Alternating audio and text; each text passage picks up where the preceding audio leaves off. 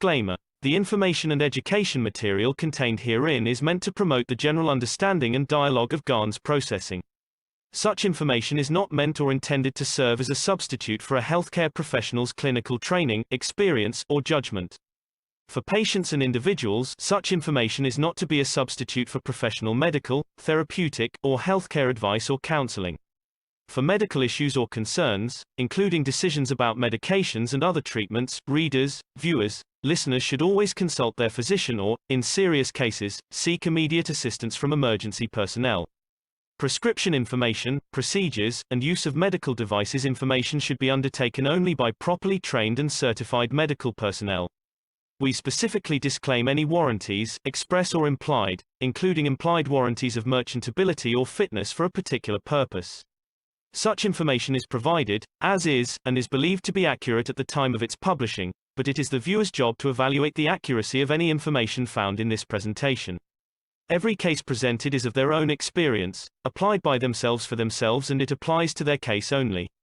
Every person experiencing health problems should seek professional medical advice and consult their course of treatment with a doctor. The processes of plasma balancing described herein are a natural process which supports the body but does not replace medical advice or therapies one is already subject to.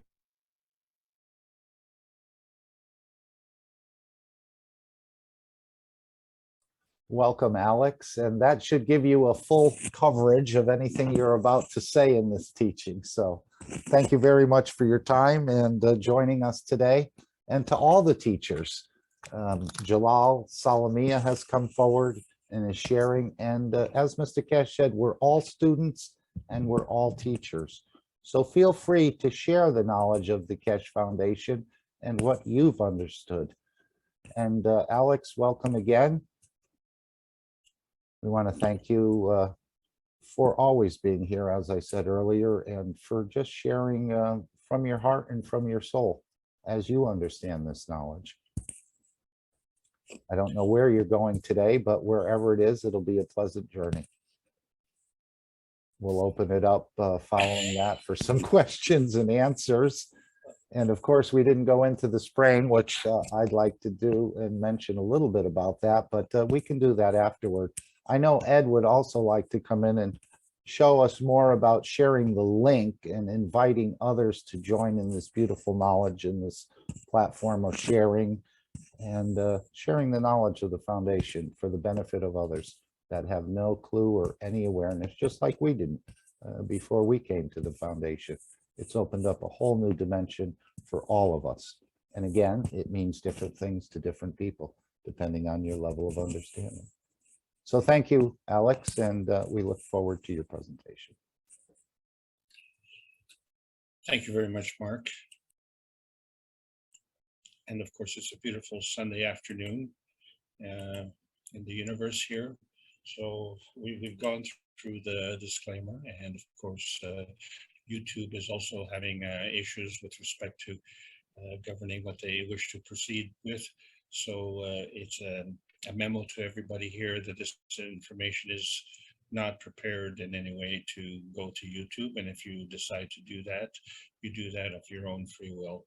And it has nothing to do with us here at the Kesh Foundation TV Spaceship Institute. This is where science meets the soul of man for peace. And it is a large statement, and it pretty well encompasses everything that we're trying to achieve. And as we're trying to add the badges of the various countries coming together, people have to start to realize that this is one nation and one planet. And, you know, we can either pull apart or we can pull together. And we all have that individual choice. So this is the Kesh Foundation Spaceship Institute teaching on plasma science. This part is the, someone tell this guy how to spell. There we go. How long has that been going on? So this is the advanced knowing, which includes knowing how to spell. Plasmagen, and we've spelled that correctly.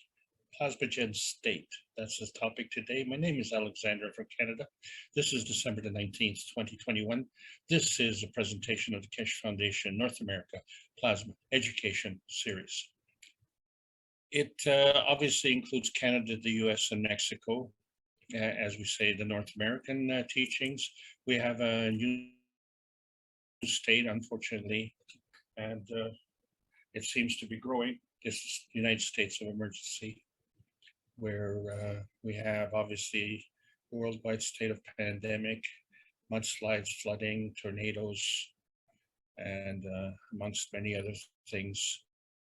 And this is not something that we're happy about or proud of. And this is the goals of understanding with respect to the advanced knowing how to eliminate these states of emergency. These teachings, of course, are for everyone, and we know that numbers-wise, there are more people who don't know about this than those who do, despite the fact that we've gone through thousands of hours of teaching. And so in order to distill those thousands of hours of teaching into something that is more bite-sized, shall we say, I put a list here of the pathway so far that we've gone. And we have 3 series. There's a teaching series, an understanding series, and a knowing series. And each one of those allows us to do a basic, intermediate, or advanced part of that teaching. And as such, we have now crossed the bridge, the intermediate knowing bridge, into the advanced knowing bridge. And as such, the classes are moving forward. And as we found last week, they were moving forward at the speed of light. And now today, I'd like to talk about the Plasmogen State. And I want to welcome all the knowledge seekers from the One Nation all around the world. It's an honor to be able to present to you today. So this is one of the first trips of the Plasmogen Travel Agency. And a lot of people are confused. I don't know why they're confused, but you know, the thing is, we're all born to Earth. Too many of us don't know how we got here, and what makes matters worse is we don't care to know how. But you know, we were born for a reason. Too many of us don't know why, and even worse, we don't care to know why. And some of us want to travel to Mars. We don't know how, and we don't know why, and we don't care to know why, because really, we don't care to know why we were not born to Mars in the first place. So this is another state, it's a state of ignorance, and ignorant means unaware. But ignorant also means aware but unwilling. In other words, you can't cross the bridge, or you don't know how to cross the bridge. And even worse, you don't want to cross the bridge. So for knowledge seekers, it truly is time to get dirty and not be fearful of that, because we have waterfalls to wash us, so that when we come out clean, we'll be looking good, dressed properly. And the new tomorrow is just around the corner. Yeah, December 21st, 2021. It's a very important date, more than symbolic. And as such, we want to say that this is the last teaching of this particular class before that date. And so we're looking forward to see what happens after that date. In the meantime, we want to welcome you to the Plasmogen Travel Agency, where, you know, we were all born to Earth because we are soul travelers. We are born for a reason, because we are universal functionaries. So I would like for you to please proceed to the departure lounge and have a nice trip. As we've discussed, terminology is so important, and it's natural plasma. It's always been a natural science. And as such, the terminology has evolved so that we understand that we have three dimensions: the transmission, the transition, and the transmutation. These involve the X, Y, and Z axis. They're represented by rotation, polarity, and field strength. And all of these manifest themselves in a plasma at its core. And because of that, they manifest a position. And that position is a result. But when that plasma becomes dynamic plasma, then there's an interaction. So there's an interaction between plasmas, and that's the dynamism. And so all of this has to do with energy and motion. Energy and motion always being positive. So what we want to discuss is the direction of motion, and that's where the charge comes in. And we can go through various dimensions. Some of them are soul dimensions. Some of them are emotional dimensions. We're very familiar with the ranges on this planet, physical dimensions. But within these ranges, we can transcend. And so, because this is part of the advanced knowing, we'd like to bring together what we talked about last week, which is the universal fudge factor. This is where man's knowledge goes into the infinite zone where we don't really understand, but we try and explain it. And so when we look at the difference between the three-dimensional world as a plane and the three-dimensional world as a sphere, and then we start to see that we're having problems. And so last week we talked about the relationship of the perimeter to the circle. And we found that there's a relationship between what we call pi, which is the 3.14 fudge factor, and its relationship to the diameter of the circle. But pi itself is an irrational number, so that means it never repeats, it never comes to its completeness, it just carries on into infinity. And so for simplicity, we just say it's pi.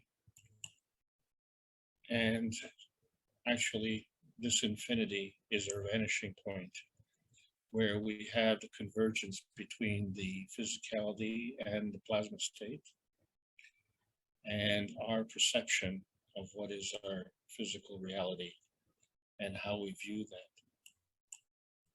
So we're just going to delete a few things, and let's just look at transmission and transition, because those are the basic two axes.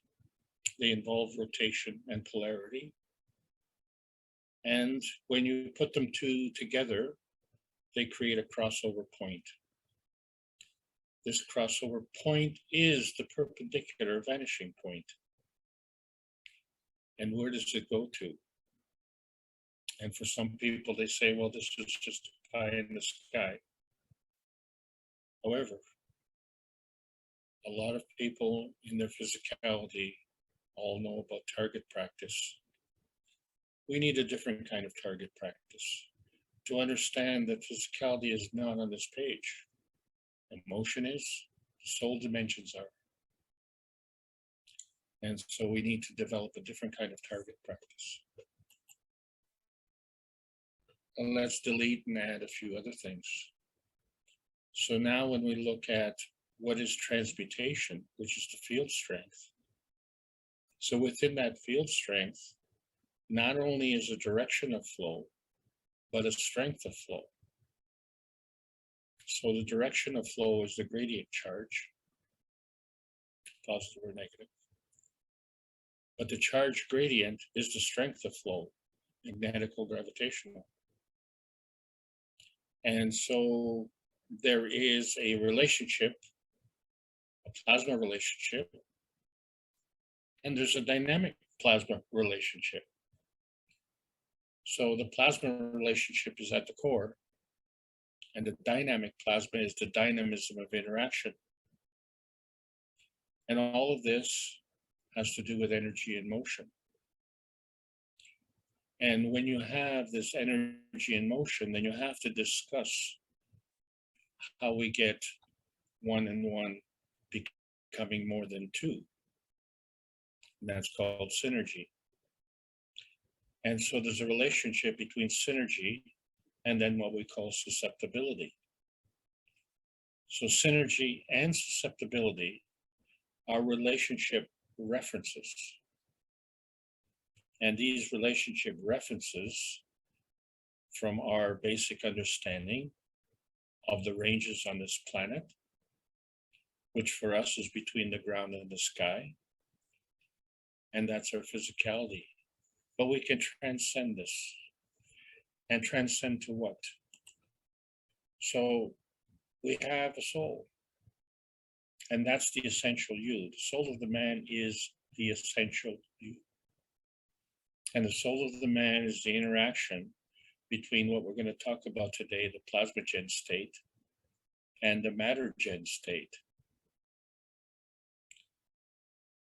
The soul of the body, well, that's the surrogate you. And that's the interaction between that Plasmagen state and the environment state, which is the small m matter state, the physicality. So this is the reference relationship. So, and then this is all discussed in scientific detail in the basic 3 books by Maranteva Kolikesh. Book number 1, The Universal Order of Creation of Matter. Book number 2, The Structure of Light, that takes us from here to there. And I hope you're enjoying this trip. I mean, I'm not sure where you're going, but at some point there was the origin of the universe as outlined in book number 3.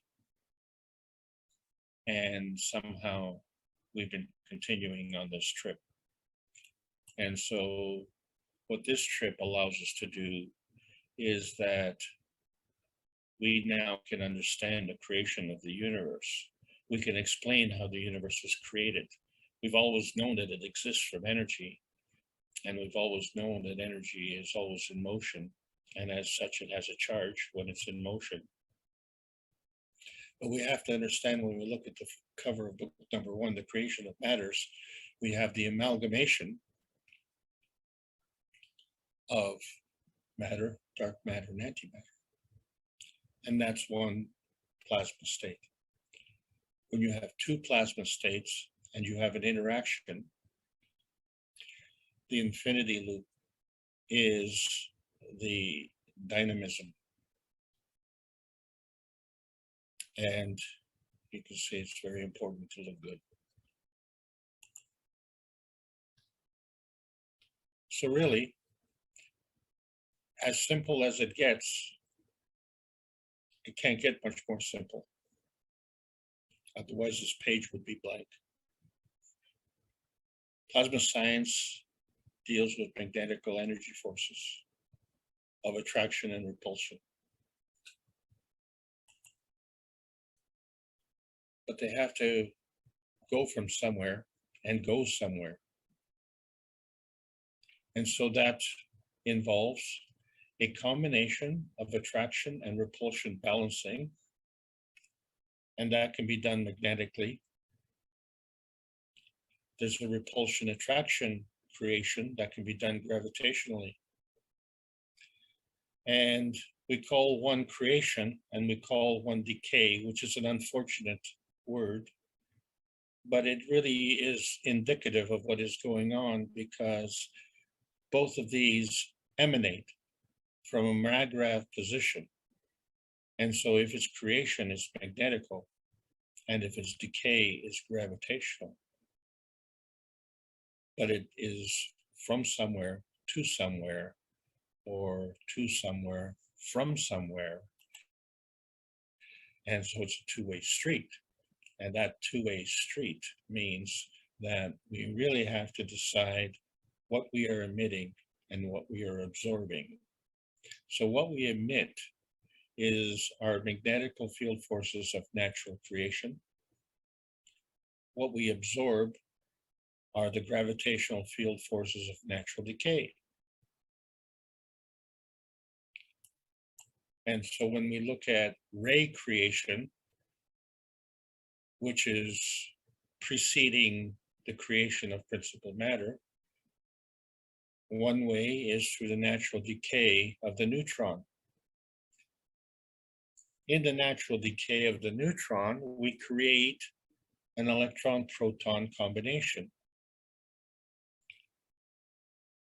So you understand that in the nuclear decay, we have a nuclear creation. It's a two-way street.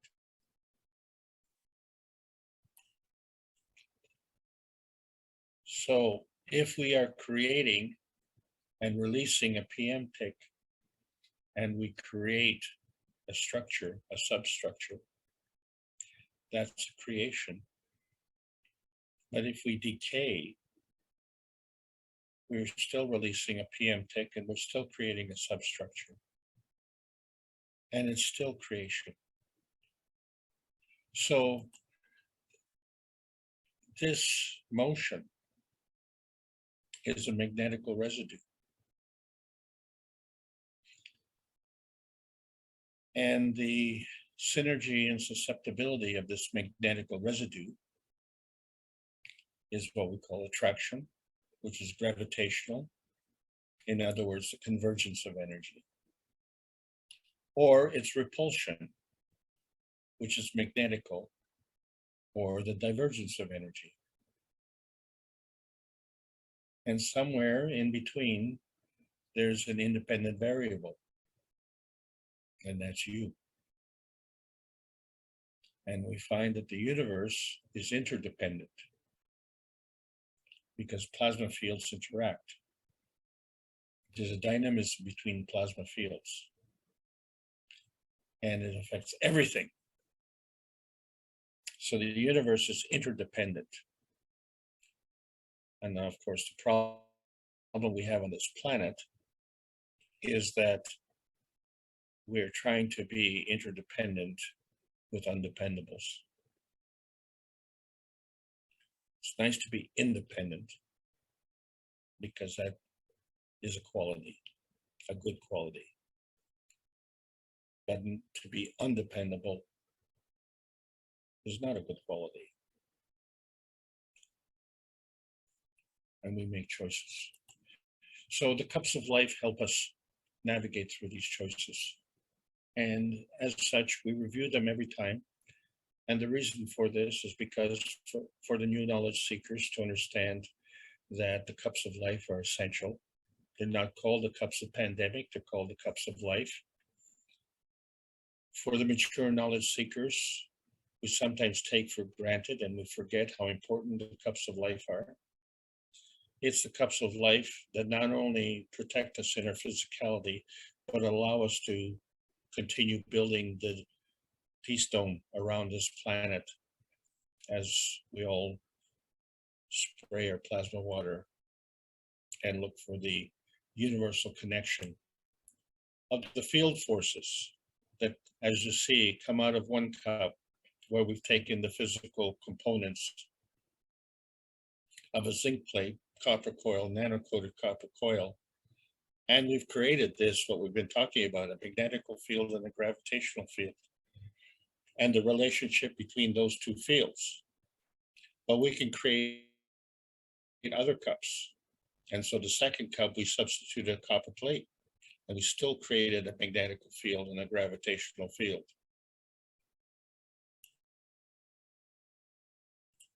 These are the two most important cups for us because they represent our physical and emotional state. And also because the current state of emergency, if we're still dealing with that, we have to keep these batches apart, at least 1 meter apart, because there's an emotional component, there's a physical component. But once we're done with that, and we've scientifically proven that we can get rid of that within 30 minutes, we can put the 2 cups together representing the cups of man, and we see that the emotion, which is the higher energy, is the gravitational taker. And the physical, which is the lower energy, is the magnetical giver. But how can the lower energy give when it's a lower energy? So fortunately, we have a soul. And that soul directs us. And as you can see, we're there in the background. And each of these cups has a magnetical gravitational field with an attraction point for the soul. And collectively, they have a magnetical gravitational field. And collectively, there's a soul, 2 souls. And these are the limitations that we have on this planet, is understanding that we have 2 souls, is understanding that we have a soul of the man that resides in our brain, and we have a soul of the body that resides in our body, and our brain resides within our body. So our body is the transportation vehicle. So what's happened in our brain is transmutation, the transformation into our transportation vehicle. And what is the relationship? Well, between the plasmatic field of the sun and the plasmatic field of the earth, and there is an attraction point in between. And this is how we got here. And saying, well, we've got here, where are we going now? So I just need to warn everybody that we're going into uncharted skies. You know, I know we all like to follow the leader, and I hate to tell you that I'm not the leader, I'm just a student.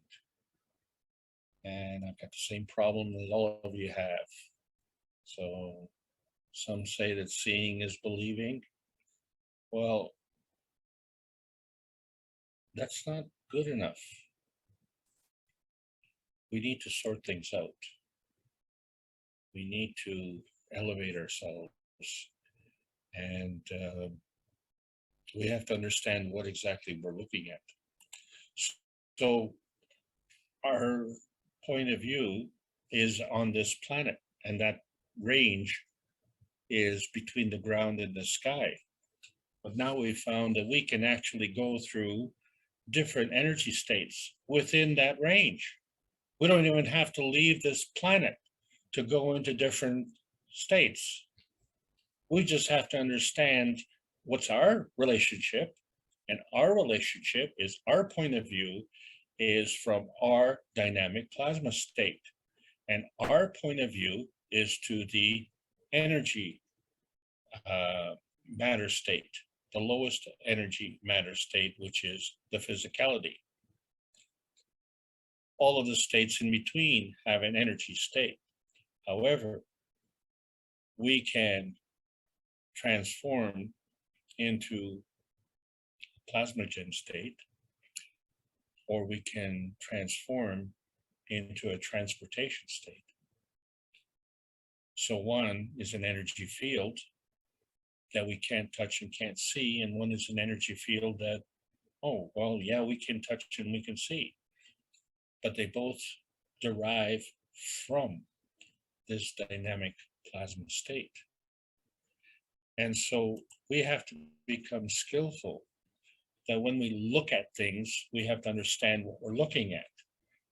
And not only do we not necessarily have the skill or the equipment to verify, but sometimes even when we, let's say, put some tea in our cups, We don't know if there's sugar in the tea, and we don't know if there's scans in the cup. So this leaves a lot of questions. And it determines our susceptibility. So the thing is that something is something. Nothing is nothing. Something is always something as opposed to being something else. Well, how do we know this? If we can't see it and can't touch it, well, here we are. We know how to create GANs. And we only talked about a few types of GANs. But even still, there is a field force in the GANs.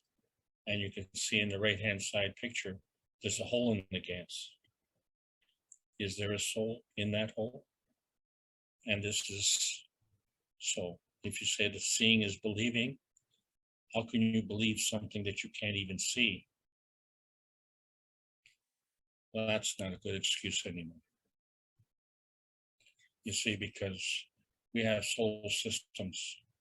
So there's a soul of the man system and there's a soul of the body system.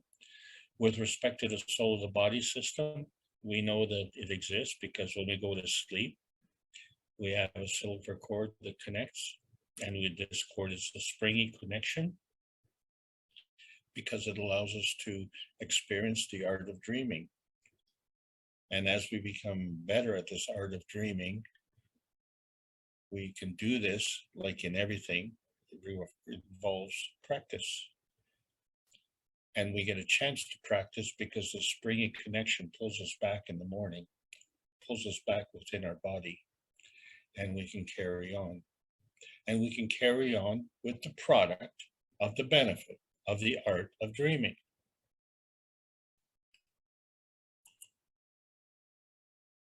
What we're talking about in general is plasma feeding. So one of the ways we can do the feeding is with the cups of life. But if we go into outer space and go into longer trips, we can't carry the food with us. So we have to develop other kinds of feeding systems. So the difference between our earthbound feeding system, which in this case, maybe 5 cups, 5 ganses, 5 plasma energies. Or we look at the spacebound plasma feeding system, which may involve 400 cups or more. And the synergy developed from these 400 cups or more. So you can see that there's a lot more complexity when we're going into outer space. But for us earthbound folk, we just have to understand that our physicality is actually a feedback system. So we are deriving energy from the universe, and we're interacting with our environment. And then as a result of our interaction with that environment, we are feeding back to our soul. And so when we see the representation of the stacker unit, and we can see that from that stacker unit, that helps our physicality. We could call this a spine tingling experience. It's a plasma feeding experience. And when there's a feeding, likewise, there's a feedback. And so if it's feeding back, wait a second.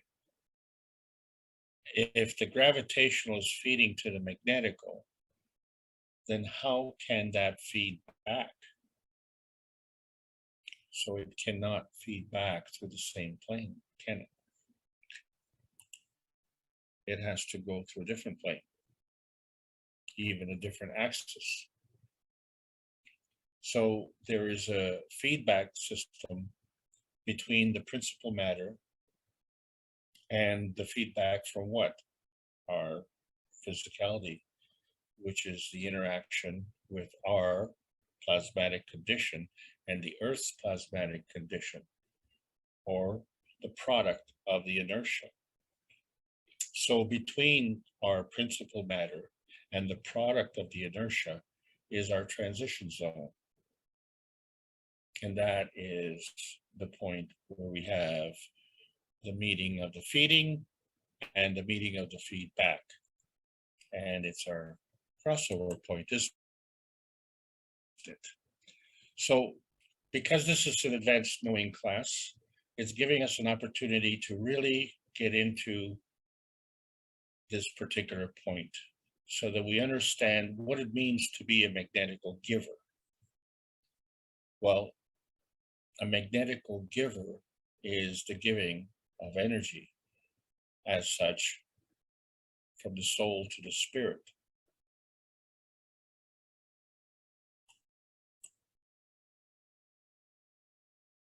But the soul doesn't just give to the spirit, it also gives to the body.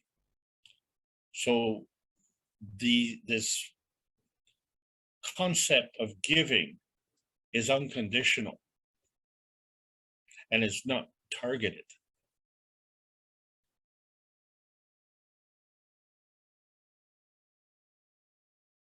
Except to say that it's targeted based on something else.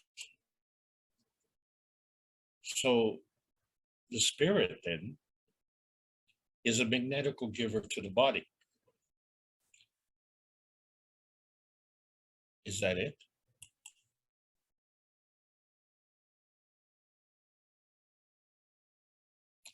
It's a giver to the intention. This is the target. This is the general unconditional giving, the giving of intention. What is this intention? This intention is for life. And we talked about this intention and the strength of this intention, and we call that the speed of life. And so as we go through these various states, we end up going into lower states. So now we have the body state. Well, if the body state is the lowest energy state, the physical body state being the lowest energy state, can it give? Yes, of course, it can give to the intention. And it can also give to itself. So if it succeeds in doing this, then we have peace and prosperity. And if it fails, then we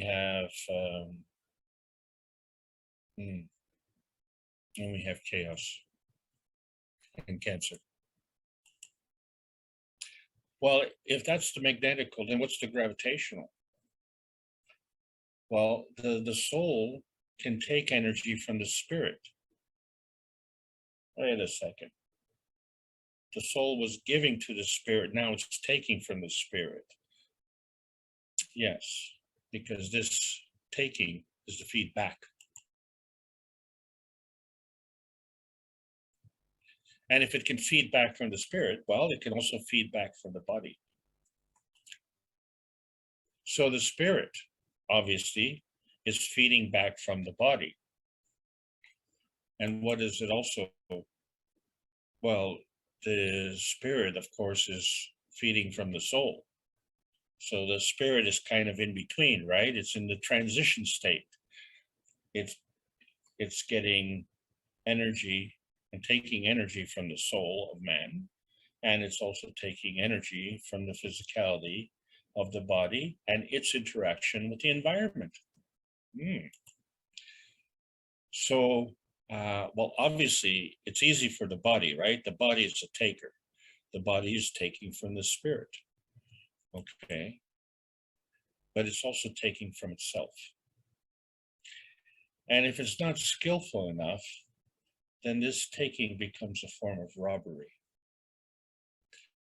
So we talk about skills to learn. So to understand plasma feeding in this context, then we have to know that the giving is a feeding, and the taking is the action of being fed. In order to be fed, you have to be on the receiving end. So now we have a concept where we have a magnetical giving to what? A magnetical giving to a gravitational receiver. But the gravitational is a higher energy. And so the gravitational is the giver. To what? Well, it's obviously giving to the magnetical receiver. So we have duplicity here. And so we have field strength and we have charge. But see, the thing is that they're not the same thing, but they both indicate a direction of flow. So the giving of or the receiving of is a susceptibility based on field strength and charge, based on field strength and charge. So when we talk about the plasmogen feeding, we have a reference of a plasma state. You are the plasma state. And so you have an internal feeding. And so you are gravitational. And so, however,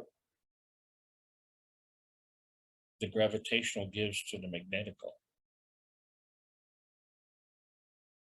And so the magnetical becomes the receiver.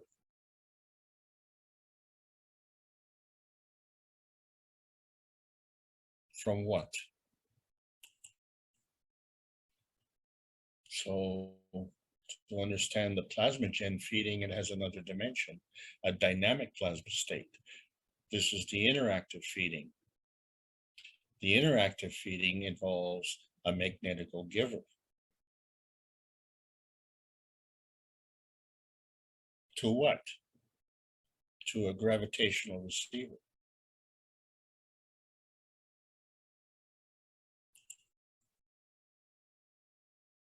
So when we look at how life is created and we want to understand, so we see that if there's an energy field, we have to determine this energy field and its strength. So the strength of the first energy field is the amino acid. And that is connected to the strength of the body of the soul. I'm sorry, the strength of the soul of the body. The amino acid is connected to the soul of the body. While the strength of the soul of the body is connected to the strength of the soul of the man. And the strength of the soul of the man is connected to the totality of the universe. And the key word, connected. So when we look at our physicality, and just to understand the concept of energy seeking a path, we see that we have our energy coming in, energy going out, going around. And if it doesn't have the susceptibility, it'll just go right on through. All of this is the representation of emission and absorption of the magnetical energies of repulsion and attraction. And so in one direction it's magnetical, in the other direction it's gravitational, and it's a two-way street. And so we know it's a two-way street because our range is between the ground, the crust of this earth, and the magnetosphere. And the energy that feeds us here comes from the core. And every day is another day, and it's stable. And the reason it's stable is because of this feeding system. And so we've come into this arena of life. But there's some who's question who is the player and who is being played. And so we all like to be entertained, right? Life is a carnival. Life is a circus. But some of us even like to watch the clowns in action. But the clowns know that we have suckers born every day. So step right up and tell the universe to shut up.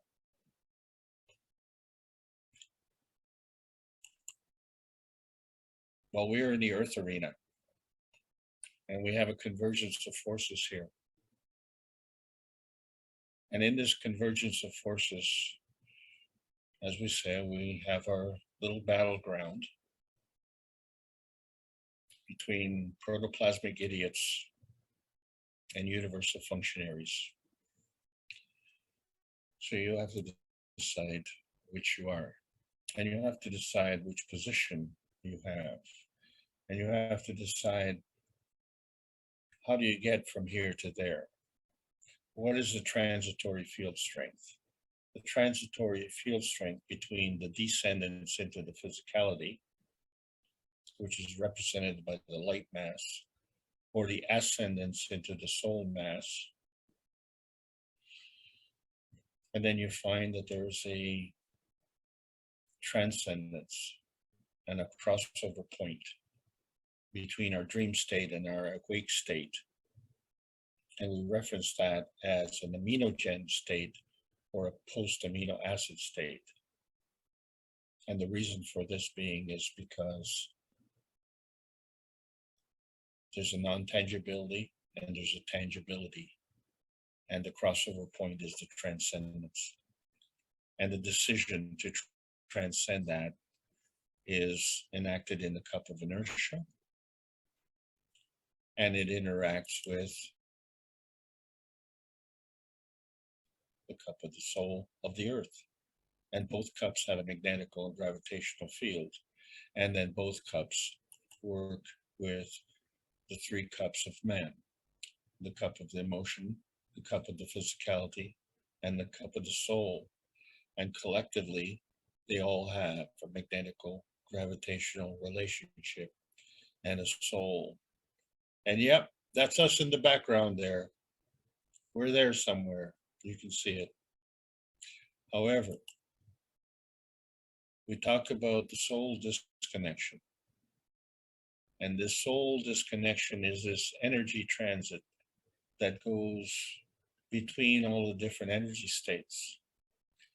So the complete transmission of this energy involves the combination of the matter, dark matter, and antimatter. But it is possible to exchange energy in a limited fashion.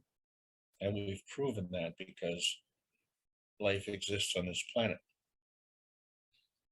But life also exists in the universe. And so what is that relationship? Well, the relationship is the way we're doing things on this planet are disconnected from the soul of the man. Because the soul of the man is connected to the creator. And the soul of the body has intermediaries. And if these intermediaries are dysfunctional, well, then guess what? We're having trouble understanding the difference between heaven and hell. But the point is that heaven is on earth. And so what we need to do is to open up our souls to allow this transition where the right hand is the giver and the left hand is the taker. But we have to understand that we have to give to receive. And we also have to understand that there are fudge factors which are limiting us in our transition. And these fudge factors need to be accounted for. So when we look at the creation of principal matter, we know that it comes from the PM ticks, which is the energy flowing throughout the universe. And flowing throughout the universe includes the range on Earth. And when these PM ticks interact, they create a force field, which we call, when it's in balance, we call this a maggrav. This is the essence of creation. And this creation does stem from our dreams. We just have to understand our point of view when we're discussing this. So when we discuss in our elemental conditions, we try and understand how things work by tearing things apart. So when we look at the periodic table of elements, we see all of these elements, but do we understand how they all work together? And one of the problems has been is the foundation of the knowledge, because it didn't add up. So we discovered a new atomic mass, where the periodic table of elements knows that the mass of the neutron equals the mass of the proton plus the mass of the electron. But what we can't see is the mass of the PM ticks and the total mass of the combination of the matter, antimatter and dark matter. And when we add all of these together, that is the totality, and that is achieved through this energy level, balance, and positioning. The balance being a maggrav, the positioning being a plasma, and the totality being the dynamic plasma. And so we're at the watershed where we understand that the limitations of science have now been pushed over to the leeward side, and we're in the windward side, where we have now, we're building up and understanding the study of nuclear decay. And we're understanding the principles of carbogen and the aminogen and the plasmagen and its relationship, right? The magnetical gravitational relationship and the energy that is flowing. And so when we see our point of view, and we're saying, okay, our point of view comes from our dynamic plasma state, and our interaction comes from the Earth's dynamic plasma state. And there are states all in between. So this transition of energy comes in the form of an energy pack, and that energy pack includes all the dimensions of transmission, transition, transmutation, the dimensions of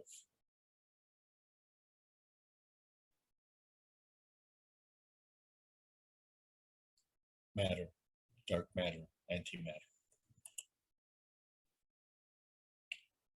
And so we've made the connection, we've crossed over the bridge of connection, to understand that there's an aminogen state and a post-amino acid state. And so the PM ticks are the magnetical giver, and the maggrav is the gravitational taker, and there's a transition zone in between. Well, let's understand this a little bit better. We said that when two forces come together, they create the basic dimensions.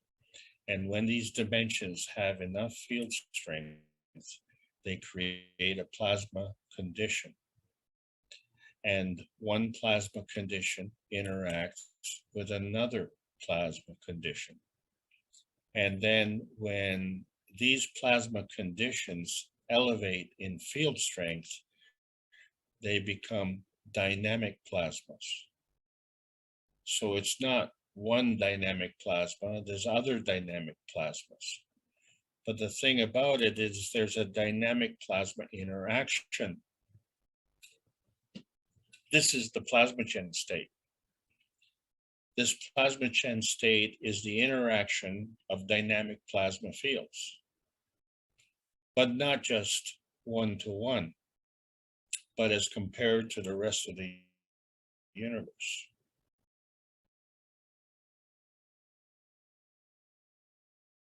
And so, how are we in our little tiny perfect world interacting with the rest of this? Well, too many of us don't understand that something is something. Too many of us believe in nothing, and nothing is nothing. Too many of us believe in the black hole of the soul because this is what we're seeing. And, you know, it's very important to look good. And so I would say, hey, good looking. But, you know, whether you're good looking or looking good, it depends on the eye of the beholder. It also depends on even if you're looking. Because if you're not looking, then what difference does it make? Well, it makes a huge difference.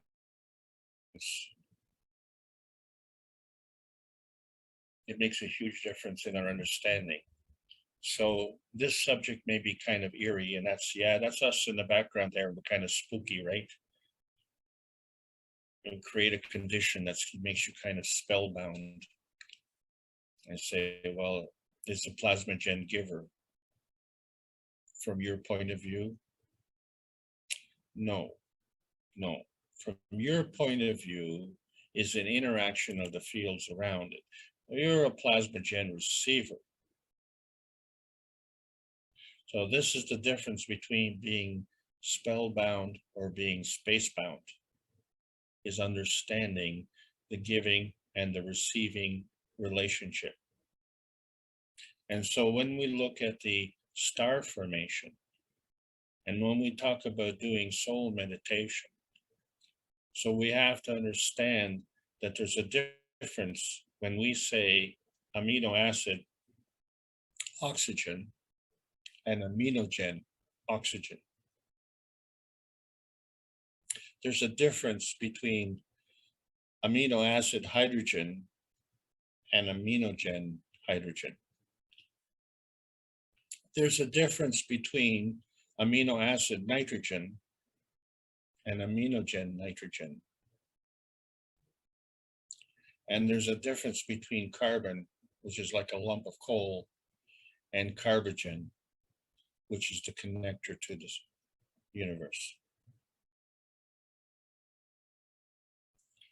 So if you understand how to provide this pattern, then you understand how to get the energy. Because the manifestation of this pattern is the Plasmagen state. And whether or not this Plasmagen state manifests into physicality, well, that's a different story. So the Plasmagen state is actually an opportunity for a change state. But, you know, we have to understand that there are different kinds of change states. And so different kinds of beings have different kinds of skills. So we know that we have the skills to transmutate because we were born. Hello. But some have the capability to go through transmogrification.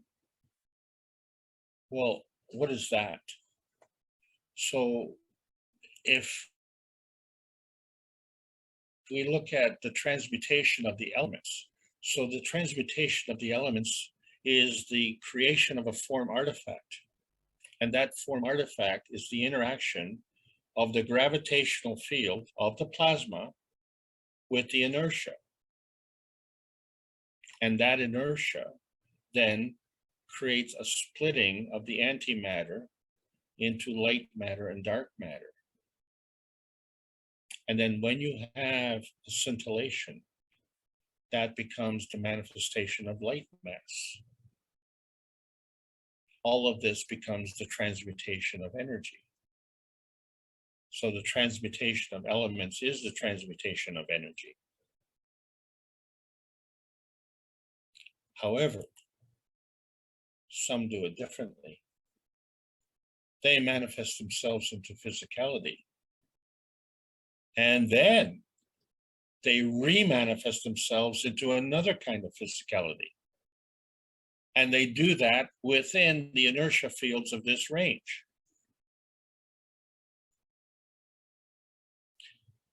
So when you say that life is for learning, we can learn a lot from the butterfly, because the butterfly changes from a caterpillar to a butterfly. And if you're ignorant, you would say, well, those are two separate beings. But they are the same being within the same physical condition, within the same physical range on this planet. Why didn't the butterfly transmutate into a butterfly? Why did the butterfly transmutate into a caterpillar and then go through the stage of transmogrification to become a butterfly? So, you know, we have lots to learn. But one of the things that we are talking about is how we can go beyond the dream state, because there is a beyond the dream state. And what is our relationship with the rest of the universe? So we find that we have different domains. So we understand that our Earth domain here is what we call Earth space. And then what we see in the space domain is really only part of the inner space, because that is the tangible space. What we don't see is the non-tangible outer space. So what we are trying to figure out is the extent of our domain, which is from our Earth space, which we're intimately familiar with, to outer space. And what we have is a daily occurrence where we have a transition between our awake state and our sleep state. And this affects our awareness. And so our awareness and our activity is to balance our inner space, which is our conscious state, and balance that off with the outer space, which is our unconscious state. And we know and we can trust this unconscious state because we were born. We are, in fact, soul travelers. And so when we look at our tiny little perfect world in man's universe at the bottom right-hand corner, and we see that little tiny red dot, and we say, well, that's our tiny little perfect world. Well, it's very tiny, that it is, but the rest of the universe is well organized and it's much bigger. And so let's just clean this picture up a little bit so that we can understand it better, because there's a lot going on here. So what we're saying is that there are different plasmogen states. And each plasmogen state has a gravitational magnetical relationship. But clearly, the physical state is the lowest energy state. The soul state, the soul of the man, is the highest energy state. And the soul of the body is the intermediate state. And each of these three states has a magnetical gravitational field strength.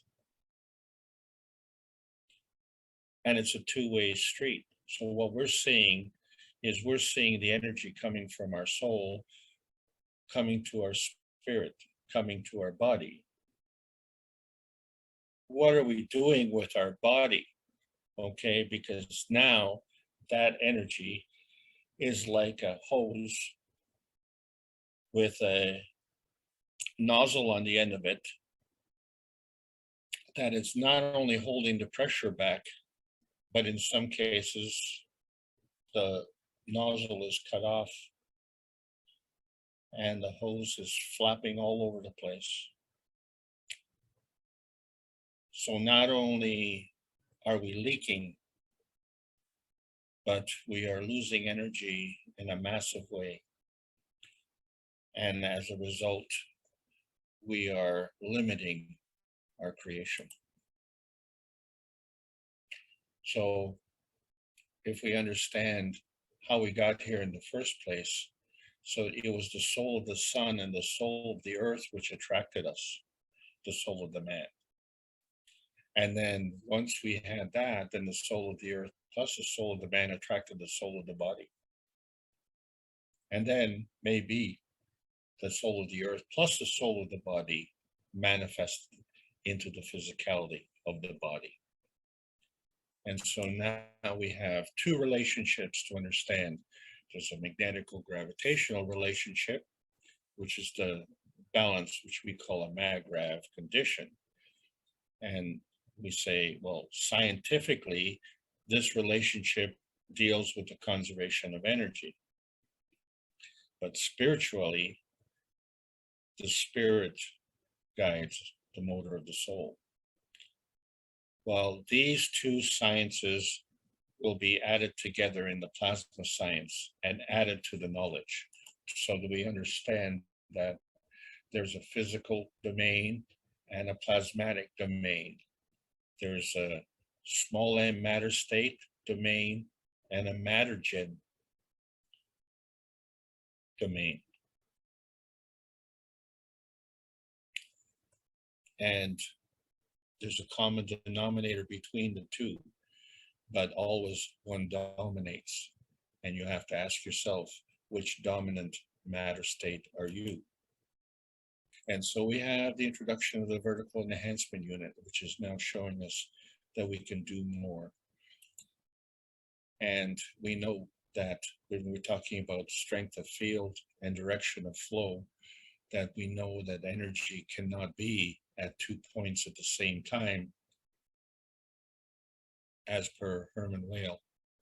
And so we find that in order for us to cross over this peace bridge, we have to elevate the souls. And we do this exact same thing in the vertical enhancement units, where we take the physicality, elevate it into the spirit, elevate it into the soul of man, and we can cross over the bridge of peace. We can cross over the bridge of peace in all three energy states, but we cannot cross over the bridge of peace without peace. That's what it means to have a peace bridge. And once we get to the other side, then we can transform and transcend into the lower energy states.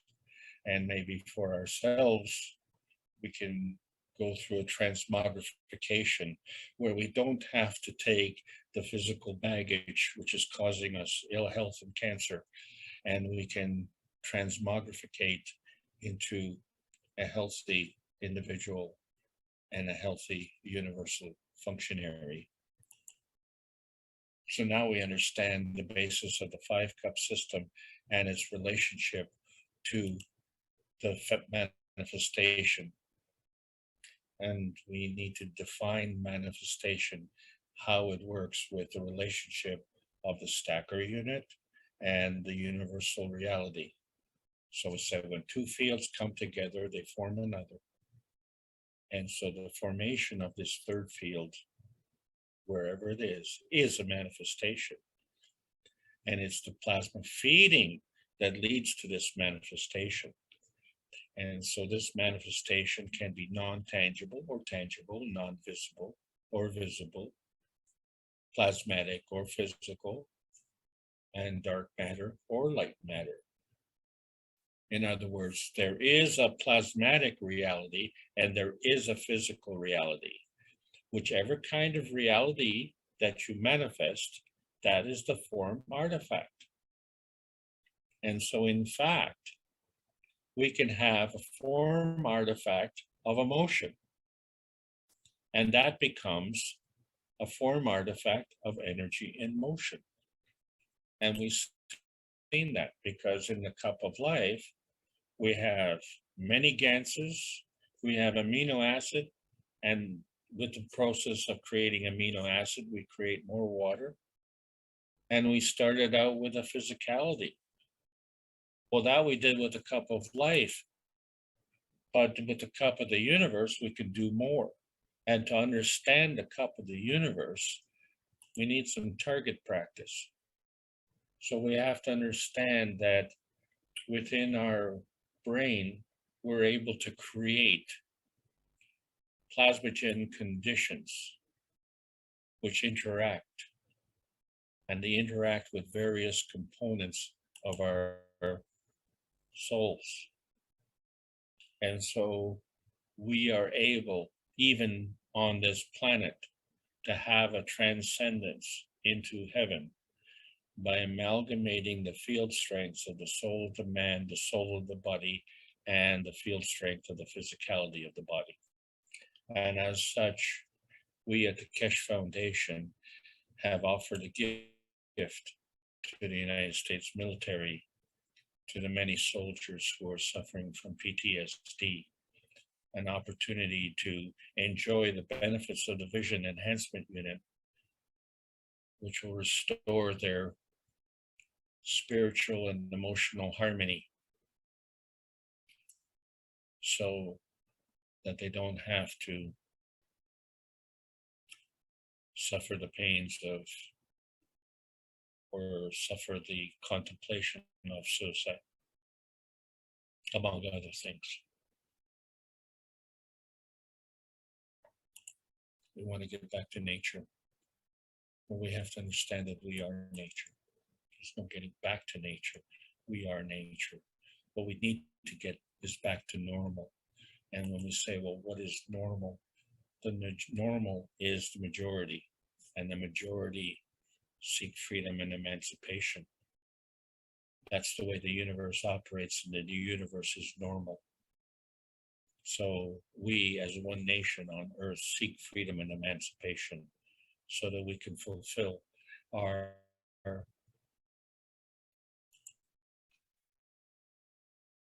purpose. So when someone asks you, can you define plasma? Well, one of the plasmas is a plasmagen. It's a kind of energy state. It transcends the limitations of science, and it's very important. There are other energy states, and the higher energy state feeds the weaker energy state. Not the law of the jungle, the law of the universe. So when we understand how the principal matter is created, the energy is traveling through the universe through PM ticks, which convert into the plasmagen, and the plasmagen then interacts with the inertia and then creates whatever you want to create. And so it isn't that it's man-made. That's not the problem. The problem is understanding the role of man. So man is not a warmonger. Man was not created to be self-serving at the expense of others. Man was not created to use and abuse or to do genetic mutilation. Man needs to connect to his morality. That's the missing ingredient. Because there's, and that cost is the cross, you double cross, is your eternal burden. And so you can be nearsighted and look at your short-term gain, but the eternal pain is something that is really hard to bear. And the way we are looking to go into the future and understanding what creation is, we have to understand creation from the point of view of the creator. It involves morality, it involves compassion, and it involves courage. And the creator of that star formation is the essence of creation, because life wants to live. So to understand the ethos, it constitutes ethical behavior, which abides by universal laws.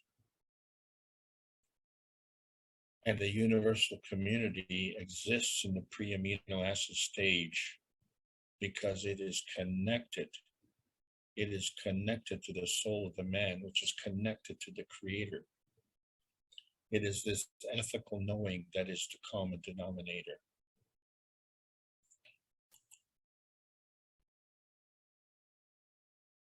And it is this knowing by connection that can guide us reliably so that we can make the dynamic transfer into our physical destination state by understanding that it isn't from the physical up, it's from the soul down, right? And that we have to now understand that we have to develop our art of dreaming. And through our art of dreaming, we will better understand how the universal cut works and whether we want to play with that or whether we want to step beyond. That all depends on how well we learn from our target practice. Our target practice is to get to the right destination with the right field strength, with the right intention. And so if I wash my hands in your dirty water, will I be clean?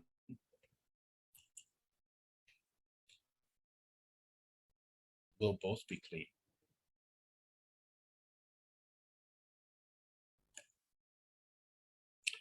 The universal language is all about cleanliness, all about moral hygiene. And the way we wash is with love. Because love satisfies our emotional goals, it satisfies our physical well-being, and it satisfies our soul, because the soul will never lie. Our soul understands the art of ethical dreaming. And so what we need to learn is how to transition from our soul to our man-made reality. And we have to understand the direction that we're going. Is it transmission or is it transition? Or is it transmutation? And that transmutation is the Plasmogen state, that crossover point where we're looking to go from Earth space to outer space, and from outer space back to Earth space. Because we can't do this without having moral comforts where we're free to share ideas so that we can create. If you as a child grow, you as a baby grow, then your soul needs to grow. And the creator needs to grow. And these are all abiding by the moral comforts as derived from our wishes, our courage, and our love. And we can give without leaving a hole, because the energy from the universe is bountiful. And we now have the necessary technology to go beyond our dreaming and to understand what people are talking about, where we come to the greater oneness. And we'll be going to be talking about that more in the upcoming classes, so that we understand that what goes around comes around. And believe you me, it comes at the speed of life. So it's time to abide by the universal community. And we have the Universal Council, which is now understanding that there is no reference here to a physical state. There's a reference here to a Plasmogen state. And that Plasmogen state is what we're talking about today. This is the Keshe Foundation Spaceship Institute on Plasma Science. We're calling all Earth patriots to sign the World Peace Treaty. Sign it with a pen, sign it with your heart, and sign it with your soul, so that we can restore physical and emotional harmony and vitality, not only to this planet, but to the inner space and the outer space of the universal community. This is the truth, and as truth seekers, we need to become patriotic difference makers. Every country has its patriots. This is the universal language of knowing. And this universal language of knowing travels at the universal speed of life. That's why the plasma science needs to be delivered in exchange for peace. Peace on Earth. Welcome to the new space age. That's the end of the lesson. Thank you so much.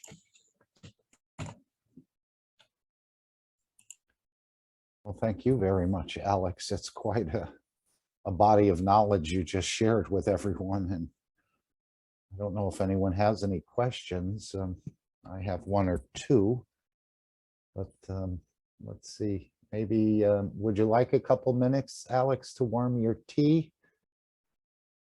And then we can get into some questions, perhaps. I'm okay, Mark. Okay. One of my thoughts, and I've been reading the book number 2, The Structure of the Light, and I'm assuming our soul is in a spherical plasma. Now, Mr. Kesh has told us that when we dream, our soul travels across the universe, or others have said the soul expands its fields. For the soul to move across the universe, does it have to go, if it is a spherical plasma, does it have to become an elongated helical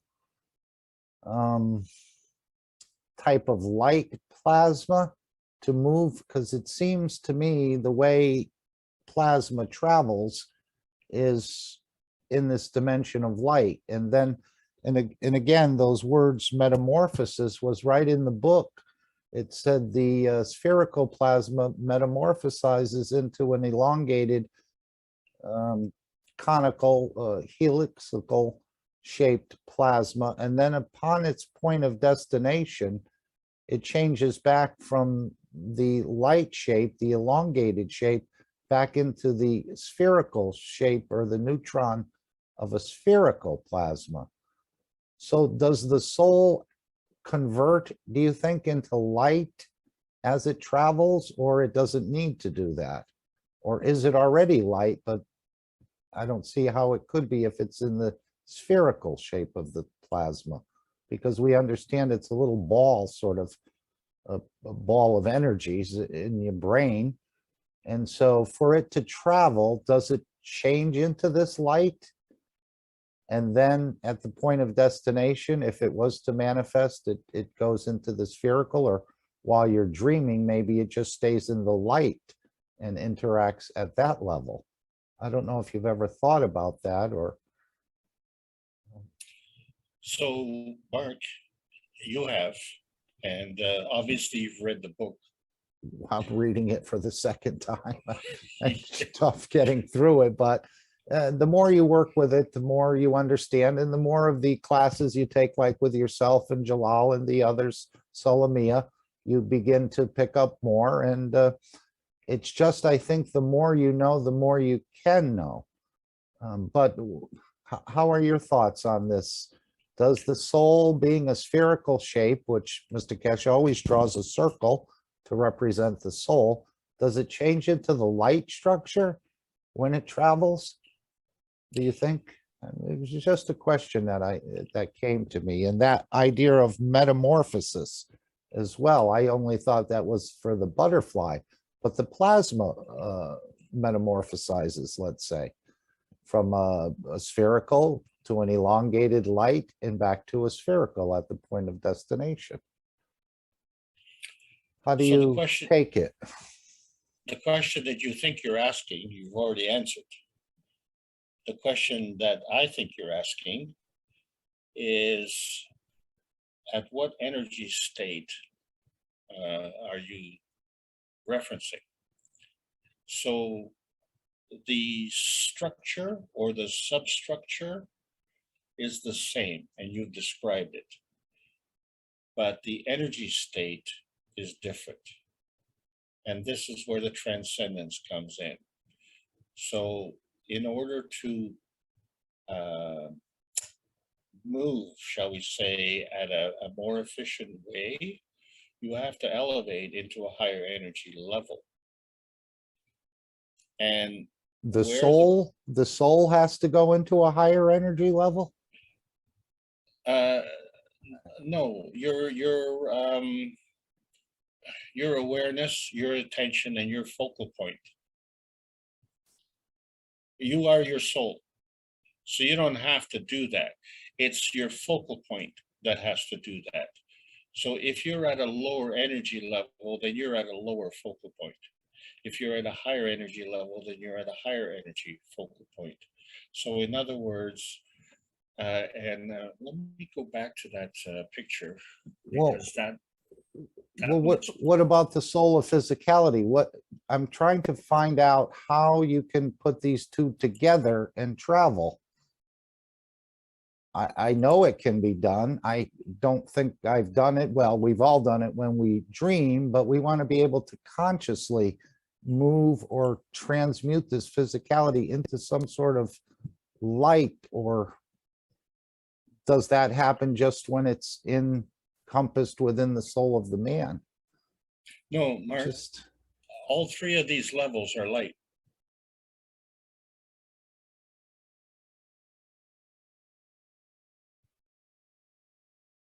Some light is visible, some light is non-visible.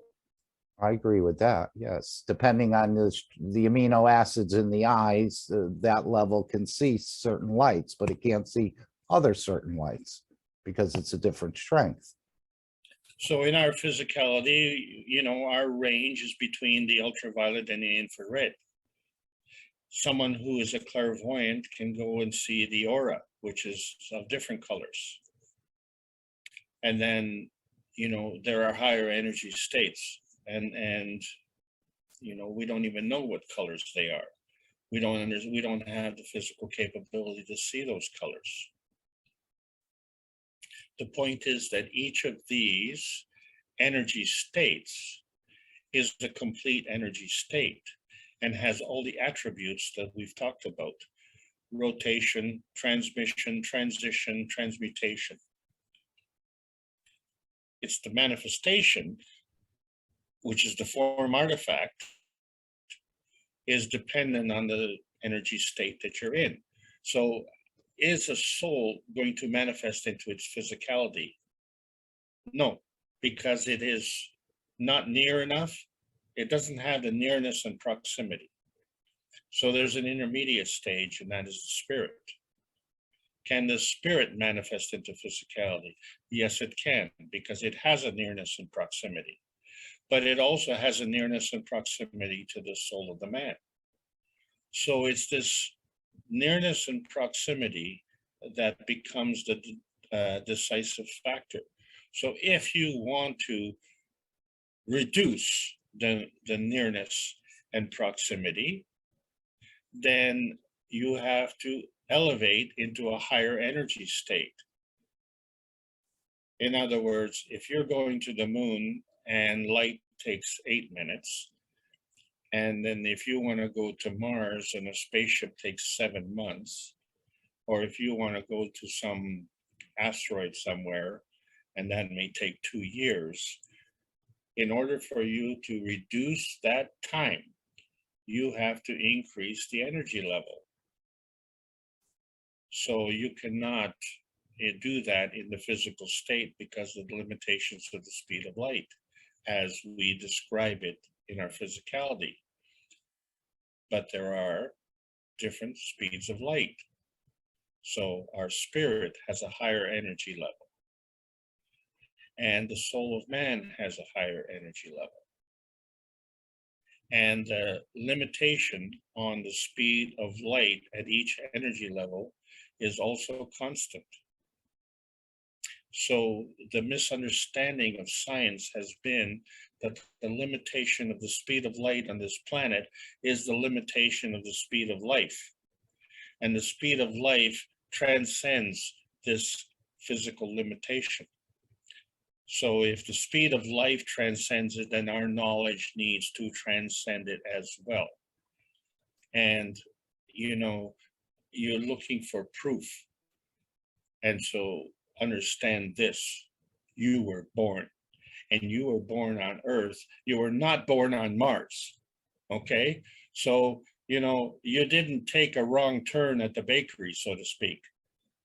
You came to the right place at the right time. But you then need to have the awareness of what it is exactly that you're going to do. And once you're here, then, you know, there's a learning process, and we're in kindergarten and we're impressionable, right?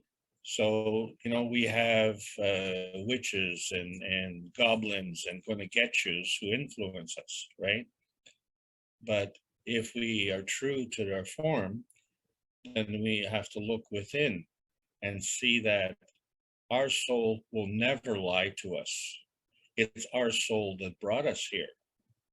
So our soul has our interests at heart. And it's not just our interest, it's our best interest. But we have a dangling participle here, as they say. It's just dangling, right? Because we have decided to disconnect from our source. Well, it's time to reconnect.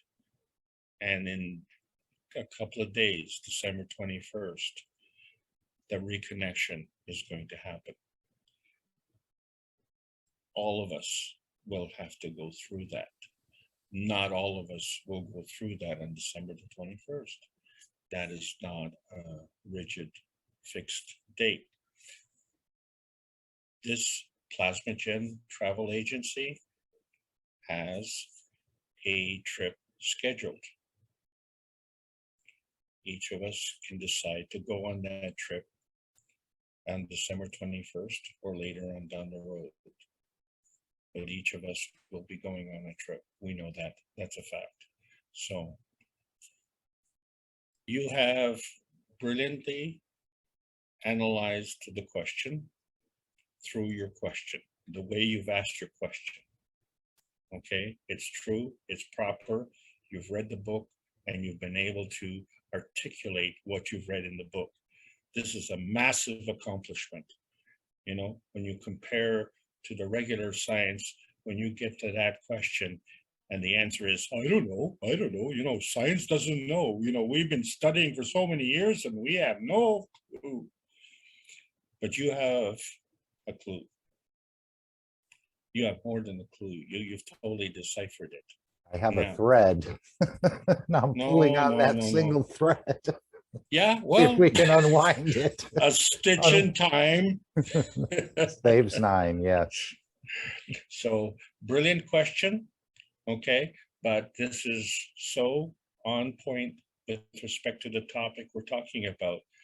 We could not rationalize how we can go from a higher strength to lower strength, and yet we can go from a lower strength to the higher strength. So the question of higher and lower is relative. And so we have to understand that the energy transfer mechanism is the same at each state. And so when I say plasmagen, that's a non-physical, and that non-physical plasmagen state is available in every energy state, including the physical state. There is a plasmagen state in our physical state. It is the substructure for our amino acid creation. Our amino acid creation comes from the aminogen, which is a direct response to our plasmagen state. So that manifestation comes into our physical state. Well, what about the spirit? How does it manifest? And then what about the soul of man? How does it manifest? Okay, so now we are able to transcend, and we are on the other side of the bridge. We have crossed the bridge of knowing, this knowing by connection. This is how we can find out without having $419 million for a sophisticated vacuum cleaner. Give me a break. Anyway, let's be positive. Thanks for your question, Mark. It's a terrific question. Thank you very much for answering that. Azarjan had her hand up. I don't know if she wanted to add something here or it just came on by mistake. I know she's visited the Temple of Mitra and has made a beautiful documentary in a way of it. Is there anything you'd like to add, Azar? Hi. When you talk about the soul and what is it? Is it energy or is it light? And how do Is you it travel? spherical versus light in a way? You see, it doesn't matter. The only thing I can say is when you become nothing, absolutely nothing, suddenly the soul and the physical soul matches in a way that you can travel. And not only that aspect of traveling happens, and you can see it's like a bullet. It's so fast, and at the same time, it is the joy of is something that you cannot describe. The only way I can say it is this: if we really wanna know the soul, and if we want to get to the point, experience the soul is getting to know ourselves. Reading a book is one thing, but then understanding, and because each of us coming from different field of the universe, it's just like there was someone said, we didn't come to this world, we came out of this world. Just like the leaf on a tree. The leaf on a tree came out of the tree. So they don't see themselves a leaf separate, or waves on the ocean. We are just like that. So with different field we have, then that field, if you understand that, you see right now there's a gap, as if they took us, they put us in prison, and then your soul is on the other side of the wall. How are you going to break the wall and get to your soul? It's just like your lover is sitting. The way I can say it is this: your best friend, the only friend, is sitting in the middle of your head. You have to find a way to communicate with it. And once you find a way to communicate with it, he or she, it would guide you to reach to it. And when you get to it, it is so sweet that you cannot share with anybody the sweetness of what you're experiencing. Because there's no way there's no word in the world that explain the sweetness of the two be together and work together. That's why for centuries, men who came and experienced this, books written about it, poem was said about it, but if one comes and say, and actually the minute you want to open your mouth and say the experience of it and the whole joy of it, you lose it, because that actuality of the joy of doing that is yours, and is so, as I said, it's just it is nothing that you can describe it. So understand yourself, ponder on your thinking, ponder on your action, ponder on your feeling. If you get to a point that you become an open book, that's your freedom. That's your salvation. When you become an open book. If I put you in a room with a glass and you allow everybody look in that room 24/7, it means you have nothing to hide. That's your salvation.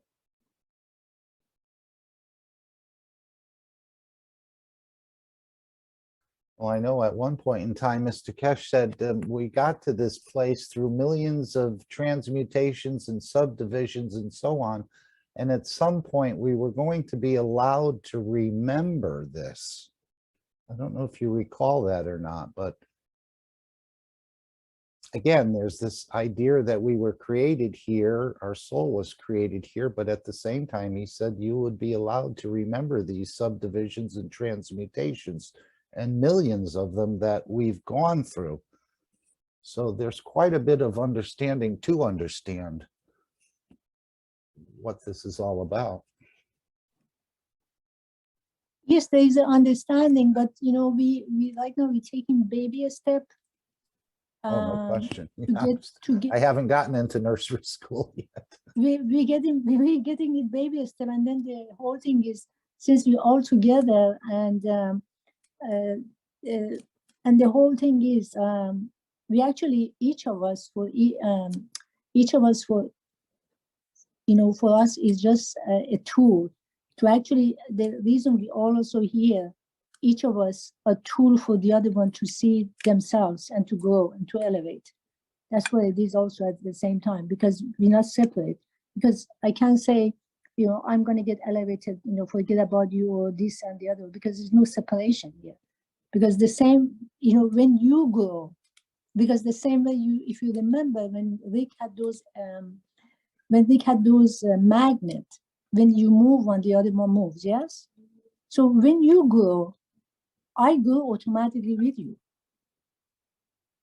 So it doesn't really matter who grows first or grows second, because each of us is on our journey and we're elevating. And then the more you elevate, the more you help other souls. The same way, the more I elevate, without knowing, we have to change position. There's no other way. So we don't have to worry about it. All we have to do, just keep elevating and keep the key to the whole thing actually, the way I look at it, never give up on anybody. Never give up on any soul. Just keep giving and giving and giving, and then they find and they elevate and you elevate with them. And it's just one of the things I also realized, the minute you think also, you know, this knowledge of creation is a bottomless pit. Well, and once you fall into it, it doesn't have any end. It's a bottomless pit. Now, Lisbeth has put into the chat, I don't know if this is for Alex or maybe you, Azarjan. You can talk about significance to the Mitra back on next December 21. Thanks. Would anyone like to try that? You can talk about significance to the Mitra back on next December 21. Thanks. Don't know if that is clear.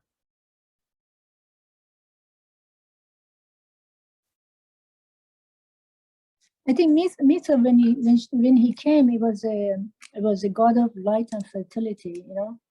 And as Mr. Kesh says, it never showed up in physicality, but it was as a soul level he came, and it showed up in Persia. And now on 21st, which is an important night, actually 21st of December, every year in Iran is being celebrated, which is called Shab Yalda, means the night of Yalda, which is the longest night, and people celebrate, and this been going on for years and years. And I don't know the correlation between the two, but that's what it was in the past. And is actually double celebration this year. I don't know if I'd like to call it a bottomless pit, but maybe a bottomless cup of knowledge that you were falling into here, because it seems that it does go on and on and on.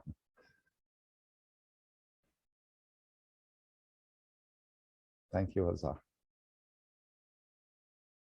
Thank you. Yes, would anyone else like to bring up a question or something that's touched you about what we've heard about Mitra, Alex's teaching, or maybe something else you'd like to share with all of us? I see that Andreas is here. We thought about you earlier today, Andreas, and we also thought about Leanna and Jed earlier today. And We were hoping we'd encounter you soon. And we see you're both here, or all three of you, actually. I see the picture of Leanna and Jed, and I see Andreas. So thank you very much for joining us.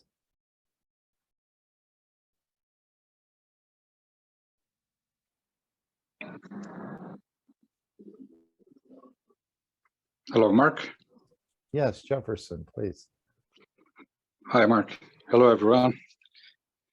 I'd like just, as I was saying about the longest night of 21st.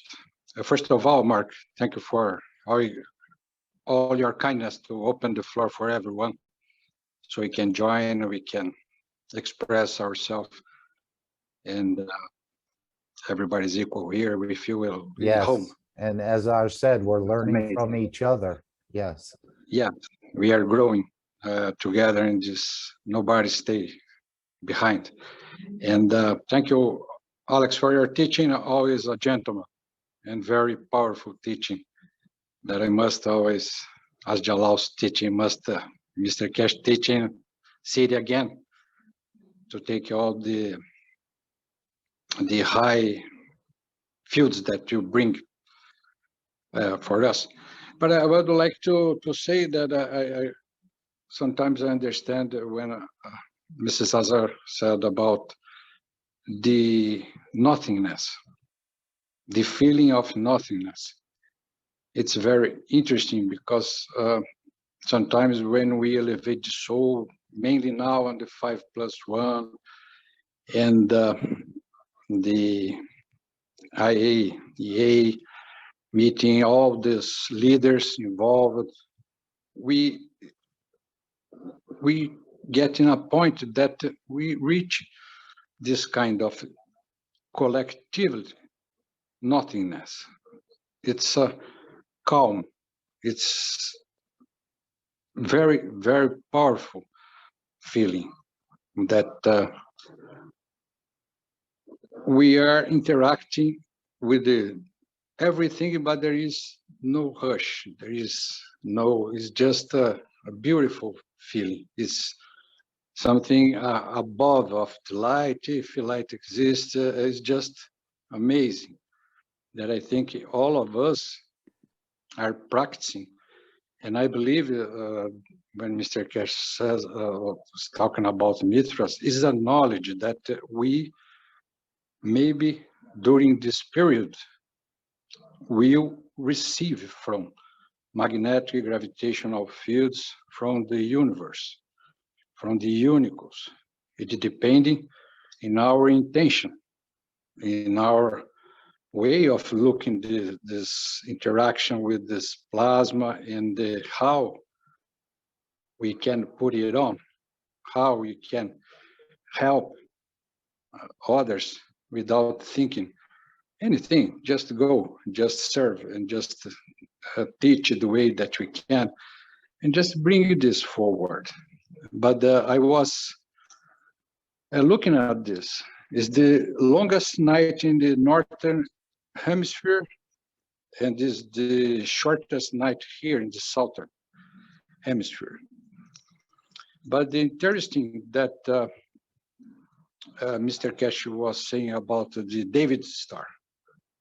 If you look at the David star, they are two triangles in different positions. So we have a star, a free plasma between two star formation that makes one. So this star is gonna be elevated for future movements to bring the peace to this planet. And maybe you can make it throughout the David star. The energy that came, I don't know if it exists one star, maybe in an ancient time that they imagined this star or two stars together that brought this type of star formation. But we will interact with it a little bit ahead, I think. we will elevate. Nobody will stay back. No one. It doesn't matter the religion, doesn't matter the culture, it doesn't matter which planet, which seed from stars. We have actuarians, we have many names from the other places that I think exist yet. They are with us with many different names. But I think it's very, in my vision, important to this 21st, because we have the longest night and we have Sirius. Sirius, the brightest star in the sky. And this star is 300 or 400 times larger than our sun, that is the creator of our planetary system, the solar system, that is our creator as well, with the other fields from the universe. But one of these universe fields is from Sirius, because the star is very, very, very powerful in the magnetic fields and the plasma fields and the plasma rays. Probably we can focus on that star and give it back the beauty that the star is giving to us. So we can bring this knowledge from all this amazing technology that was making an archaeological study that I once you, Mark, showed me a small nano-coated, I think 300,000 years ago. So I met this many things from found in Poland, many magravs at the beginning of the Bronze era, at the end of a Stone era. That stone that created these things. No? So now I understand the age of a stone and how they were advanced at that time, because I saw many coins that I cannot do today. So perfect, so beautiful, finished. So they had this technology, but it was taken away from it. It was taken away from us, and now we have the opportunity. And nobody will block it. No one will block it, because it's in my view, it's correct.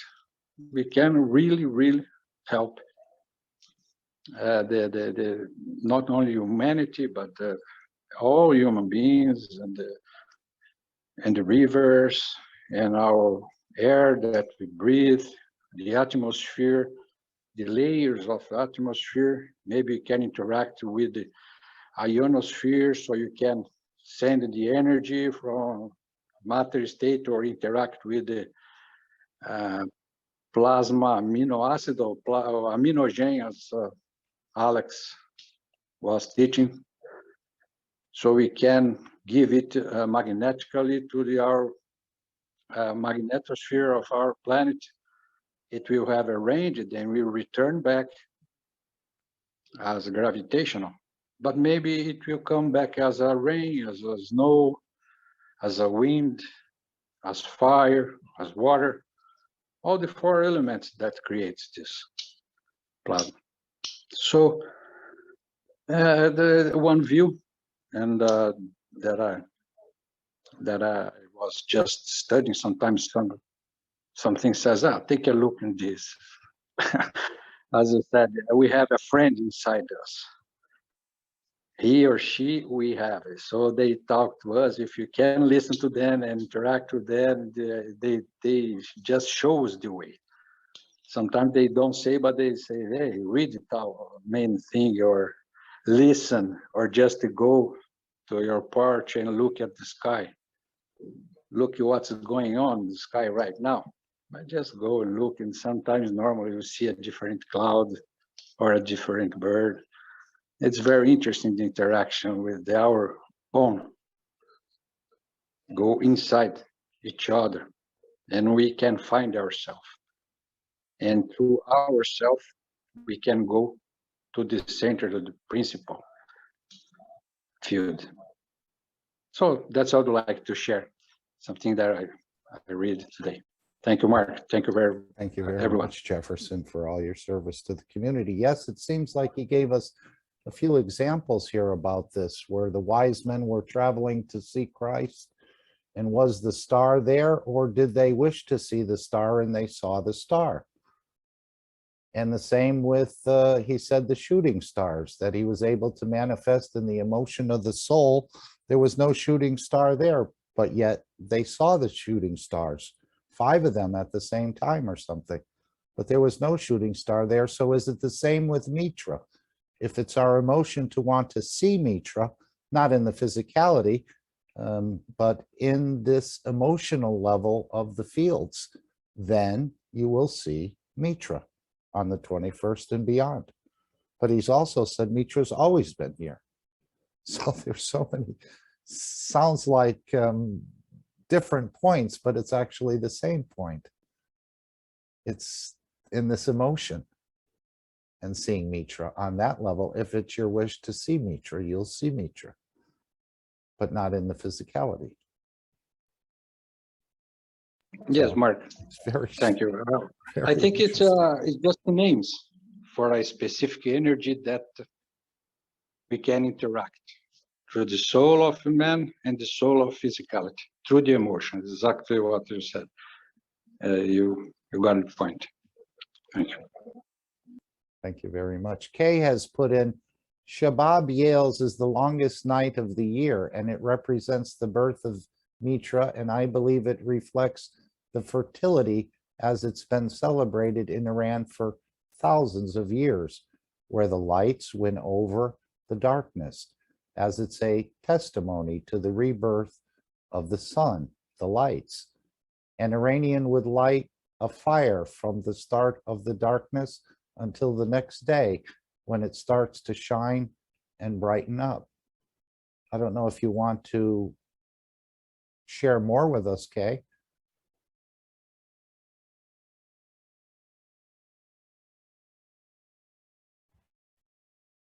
Hi, good evening, everybody. Not really just what I understood from Mr. Kesh and from the, can you all hear me? Could you come a little closer to the mic? It's a little bit scratchy, but it's audible. Sorry, I think it's something to do with my headphones.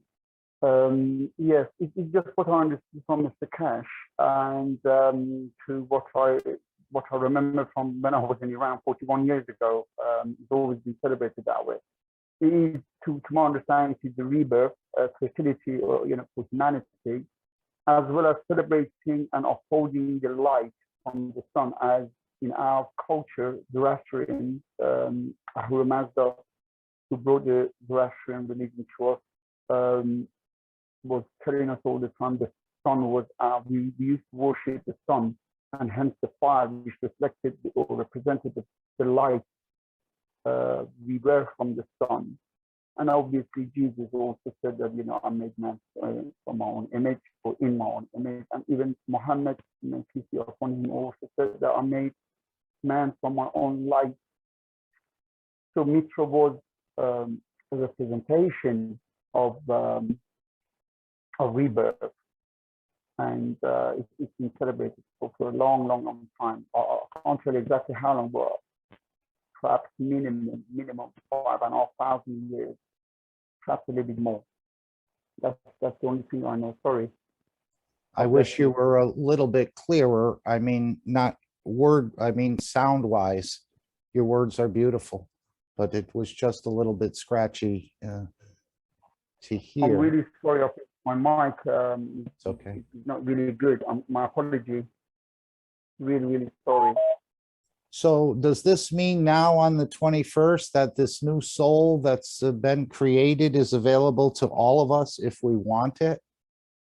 The best of all the created things on the soul level, that we can take part in this? Is this what we'll see and experience if it's our emotion to do so?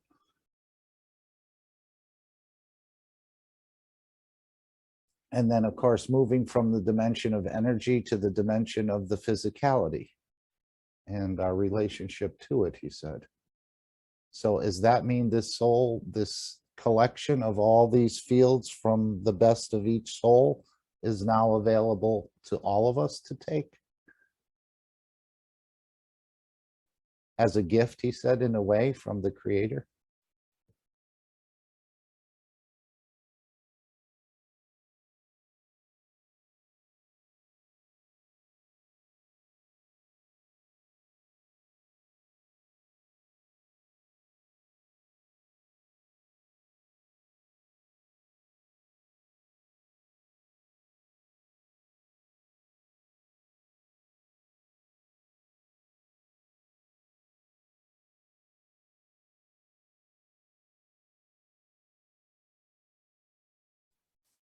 Feel free to come in. You don't have to raise your hand. No one seems to be speaking, so the floor is open to everyone. And no one is wrong. It's your level and your understanding of this knowledge, which adds to our level of understanding of the knowledge. So feel free to share what you'd like.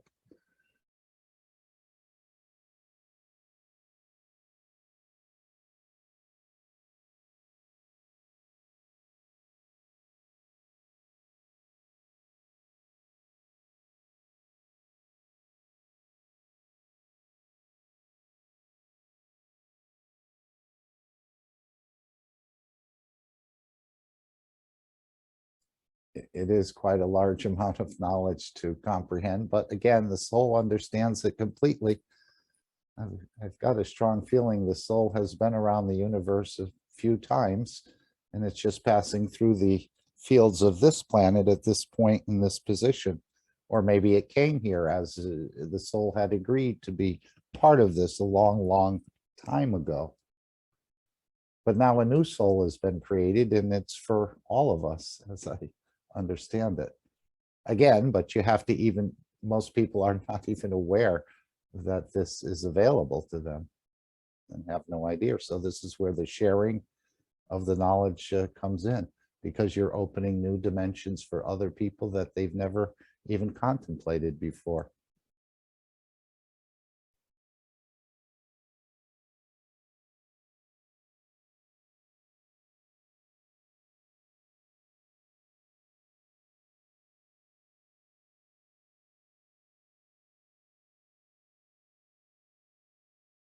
And he did talk about colors quite a bit in the last workshop, about understanding the colors we see. And Ed had asked a question about that, and Mr. Ketch said, I had to explain it this way in the colors because that's our level of understanding. But I don't know if there'll be any colors in space, or it'll just be the emotion of the color in a way. And that is the different colors you may see, but not real colors, but emotions. So there's a lot to do with these emotions. There's a lot of emotions that we're yet to find out even exist. He gave the example of, when the plane goes down, this emotion of weightlessness.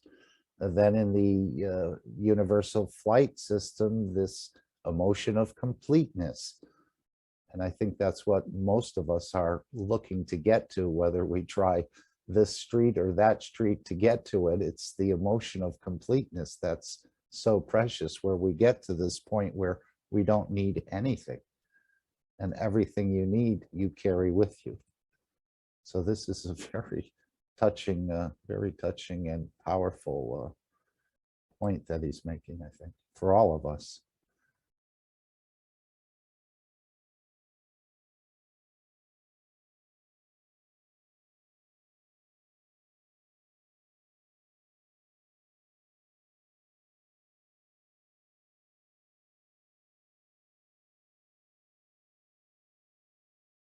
Is there anything else you'd like to add, Alex?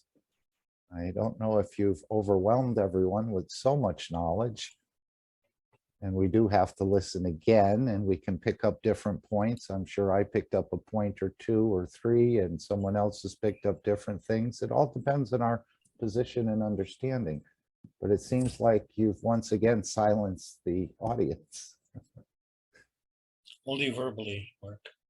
Oh, yes. No, we know the silent line of communication of the souls. Yes. And maybe we are uniting on the soul level more than we realize in the soul of physicality. I think we're all realizing the significance of the moment.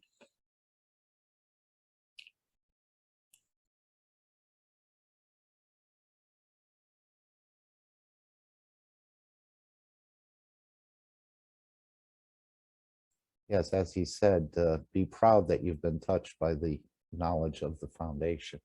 He said more than that, but that was a major point that not everybody can see at this level, he said. And be proud that we can see at a different level than the man on the street. Not that we're any better than anyone else, but we've just been allowed to see at a different level. And I think our job and our position is to obviously share this with the others. And again, you can't beat it into them or force them. You can bring the horse to water, but you can't make them drink. And so we're available to share and to be there if someone wants to hear more. As he's reminded us of so many things, and it's hard to remember every little detail, but I know the soul doesn't forget. It knows all these details. So I think we're here for a purpose at this time and in place, and it is to usher in the world peace that the universal community has been waiting for this planet or these group of souls here to become enlightened. And these systems are going to help us to practice that. But it seems as of late, he's getting to teach us that we don't need any of these systems in a way. And he's always said that you are the universal unit, especially if you're made in the image of the creator, you are.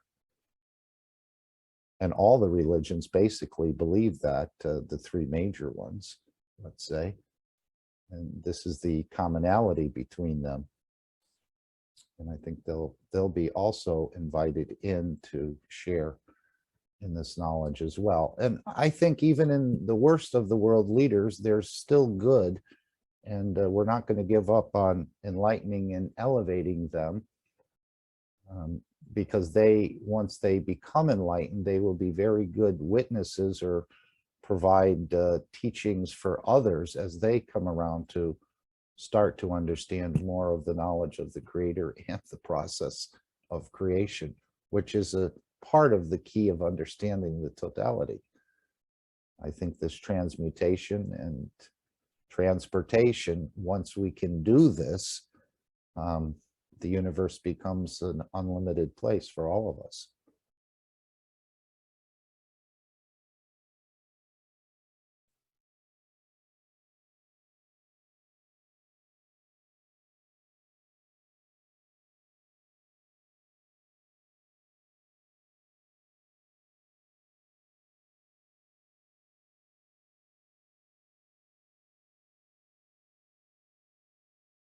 Okay, and we've also opened this platform up for those who are in need of anything. And I think Mr. Kesh had explained that there's a couple more of these vacations coming down the line. And so the American Corona team is prepared to help or to serve any of those of your friends, relatives, neighbors. If you're having any difficulty, that we can perhaps provide some sort of service or share some of the knowledge or some of the gifts Mr. Kesh has given us. So feel free to put anything in this platform of the North American Corona team as you wish, and we'll try to help you with whatever issues you're dealing with. So we want to open that up and make it clear to everyone that we are here to serve. And it's just not with just the knowledge, but actually getting there and helping another soul to become enlightened, which again, we've been given or a taste of this knowledge, let's say, and I think it's our obligation to share it in whatever way you can. And we all serve in different ways. So whatever way you're serving or sharing, I think is just fine. but that's just my opinion.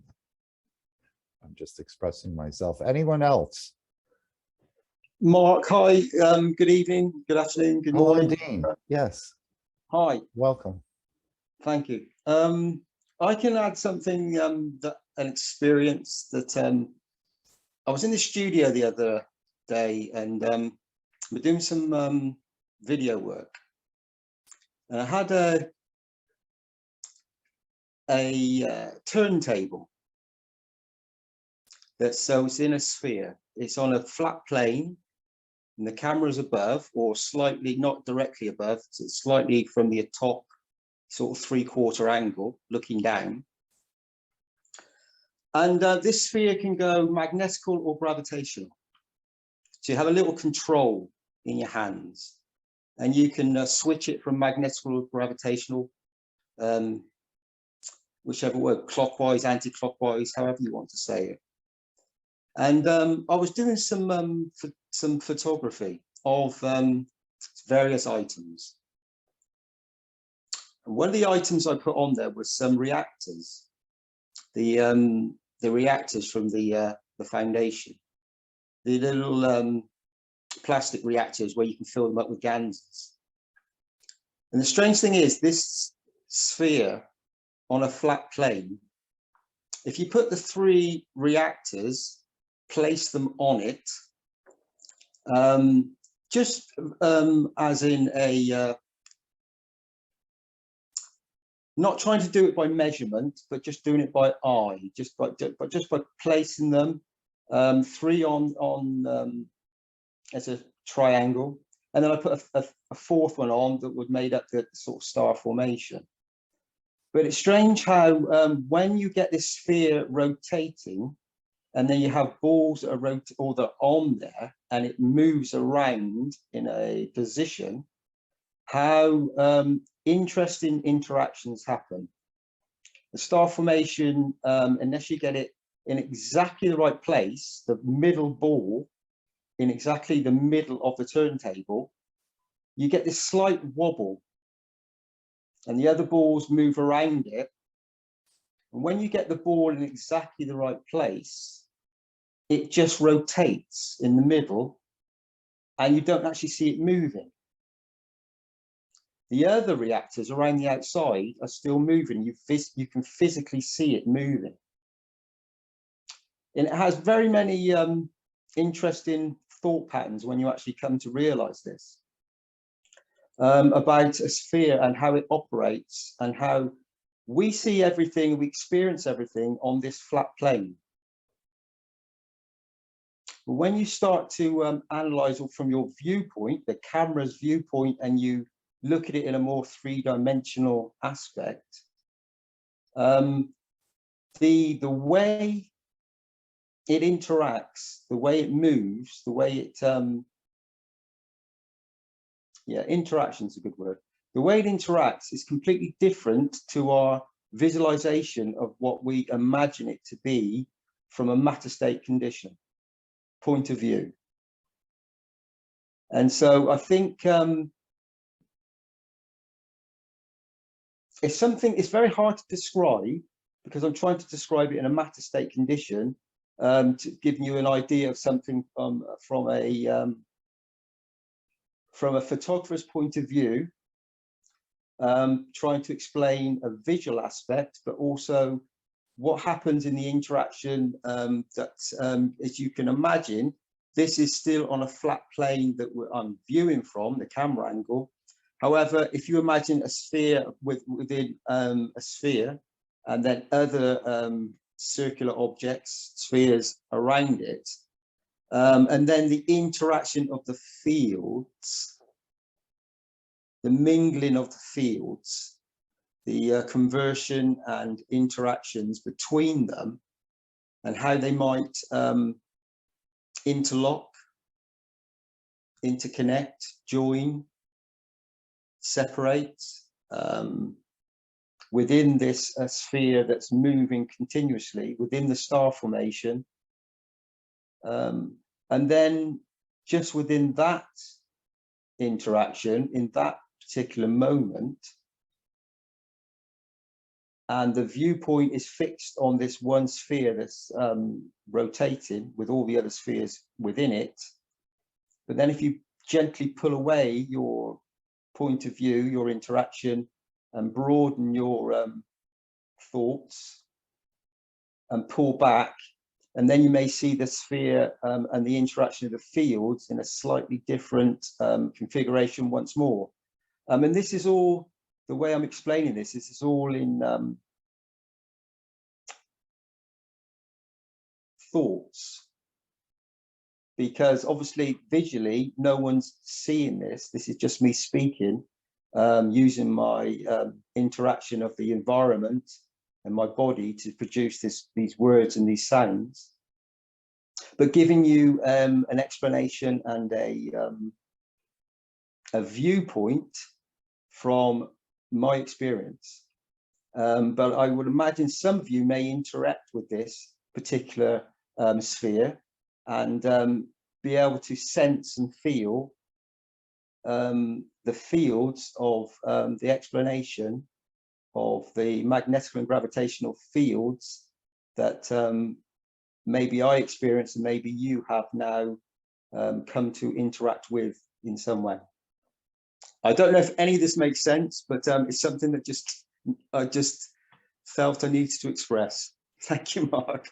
Oh, very interesting. Earlier, I was thinking, or maybe it was yesterday, about our galaxy and things and about this plane.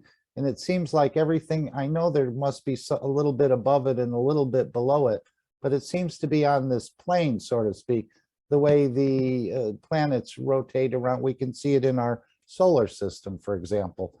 They all seem to be on the same plane. So I was thinking about the galaxy and how thick it is, or is it more of a thinner sort of plane where things are all just moving around this principal star in the center, for example, with not a lot above it and not a lot below it. I know when we see on the book there, and Alex usually shows this is our teeny tiny universe, they look rather flat in a way. Yeah, it's like Alex, you were showing the book, the Origins of the Universe, and it's always interested me and fascinated me the way it's depicted with the flat one-dimensional plane of the two universes, the man's and the sister's universes, and then that the field in the middle, that free plasma in the middle.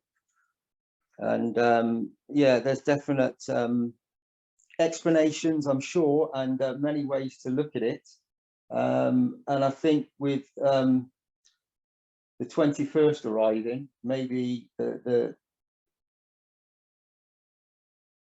interaction of the middle universe is about to take a significant leap for many of us.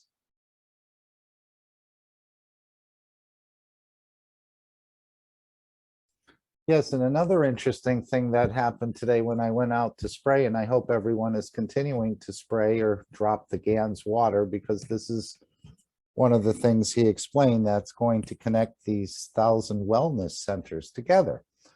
So I went out with my usual leader that I go out with in the car, and I went by the church and put a little there and here and there, and I went farther even into the next town. And usually the leader runs out about when I get to maybe a point of destination I don't have anymore, and then I drive back home. But today the bottle seemed to stay, well, it didn't stay full, it emptied, but it didn't empty until I got to the next street before I turn onto my street. So I said, gee, did I do something unconsciously to make that happen? Or what Mr. Kesh said about when we enlighten the souls of the negotiators, we keep the cups full at all time. And I thought that was just unusual today, that the bottle seemed to stay full, and I went farther and basically sprayed the way I usually do, but yet the bottle was didn't empty until just the last street before I turned onto my street. So I said, wow, somehow the bottle in a way didn't deplete. and that's what we're trying to do. We're all trying to work with these negotiators in the IEA and the IAEA and the others in this group to keep the cups full in a way. And so that was just a little experience. So I hope as we do on Sunday, and we'll continue to do, is to spray the GANS waters. And of course, we're also elevating the souls of these negotiators all the time, 24/7. So I've asked my soul to do that, even though I'm not always conscious of it, or I forget, or 6 o'clock goes by and I said, oh, gee, I forgot again. But I know the soul is doing this interaction because I've asked it to. And it likes to give, especially when it's correct to give. And we know this is a correct position. I think, Mark, with this knowledge that we've attained by all the beautiful teachers, and some of them present today, I've noticed again. And so this knowledge is becoming expanded, it's growing, and I think the fields are they are starting to reach. I've noticed within the environment a change within the peoples and the attitudes seem to have there's something going on that's unexplainable outside of the environment and the conditions of we all know about. So I'm not going to mention a name. We all know what I'm talking about. The conditions have been set, but there's something else that it seems to be a field interaction that is changing, and a process of delivering a field strength that is preconditioning and opening up the thoughts and intentions of souls that are present. It seems to me that I sense, and there's definitely a change coming through. There seems to be a shift. The fields are changing, and I think for some souls it's going through a process that is demanding, and wakes the physicality to the position of knowing.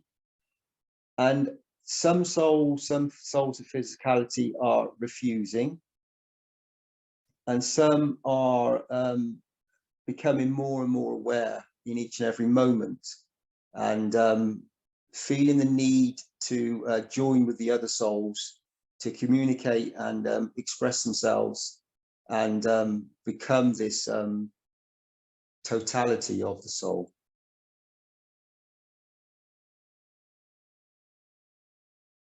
Yeah, so I was quite delighted to see that the bottle didn't really run out until I made the complete loop. And that took about 25 minutes. And for some reason, the bottle stayed, and I kept, spraying until I got back to the last street before mine. And I was just happy that I said, wow, this is almost like, feeding where Christ fed the people, thousands, with just a few fish and a couple loaves of bread. It didn't deplete. And then I thought again about these cups and to keep them full. And that was a very interesting experience today. That's the first time that happened. Yeah, that sounds wonderful, Mark. Well done. I've noticed that depending on the environment, at the moment, some of my 5 stacker systems, I've noticed the water's going down quickly, but I think that's through the heat of the environment, in some interactions there. So I'm having to top them up quite regularly at the moment.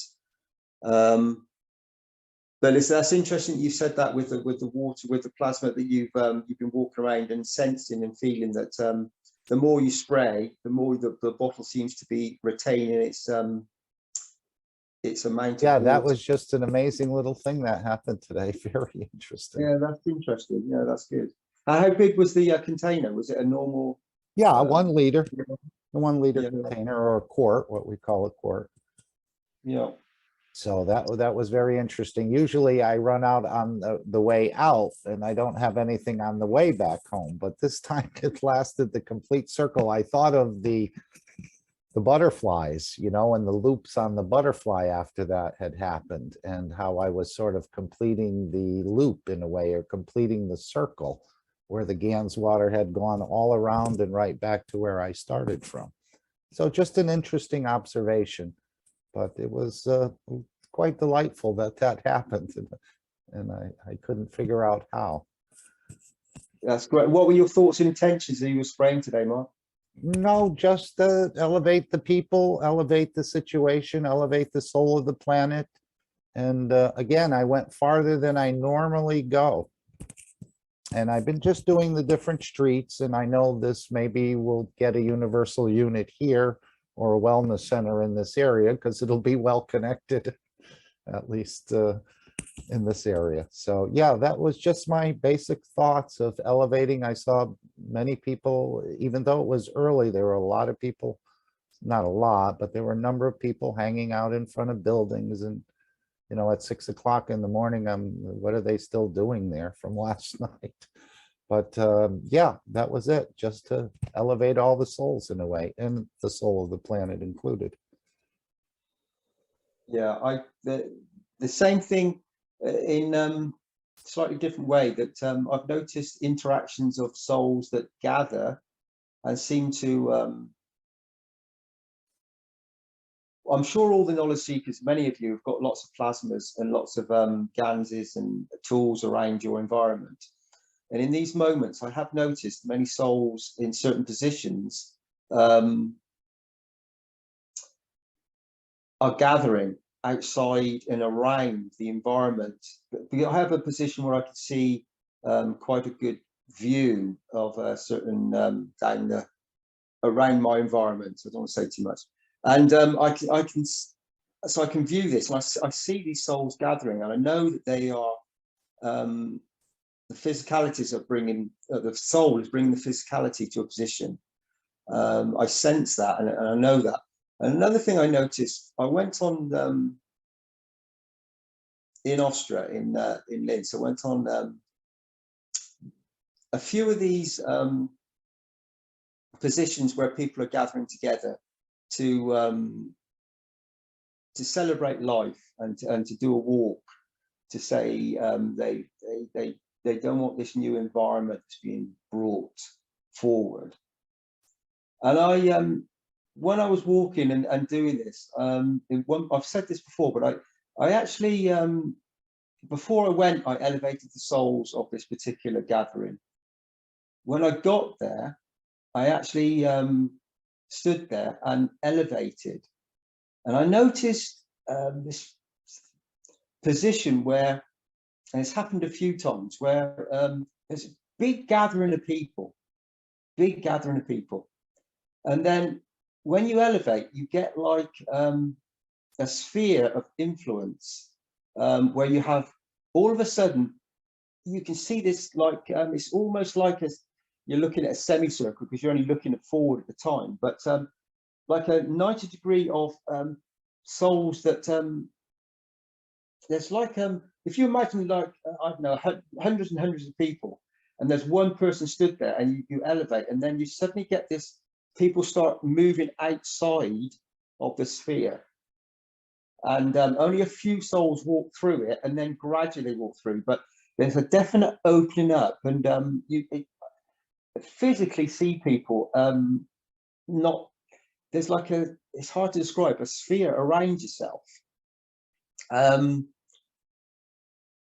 And it was a strange phenomenon, because it was definitely this maggraph situation happening, and the interaction of giving to the souls, and there was a lot of souls of physicality that couldn't step into this particular sphere, or didn't, and obviously they didn't know anything about this in a sense, because this wasn't spoken or said. This is literally a thought from myself, and yeah, the souls are definitely aware of it, and you can have it, and you can see when you do this in a big gathering of people how it affects. So what I'm trying to get to is if we're having that, if we can have that influence by sending our thoughts and intentions into the negotiations that are happening in the 5+3 in Vienna, in each and every moment. And so we can open that sphere, and the souls that are ready will walk in, and we know once they walk in and they experience the plasma, they change their position and have to be part of this beautiful knowledge. And it touches each and every soul that it once they allow, once they accept. You can't force, but as you said, and Alex has said many times, and many others have said, when you unconditionally give and keep giving and keep giving, there comes a point when the soul just accepts.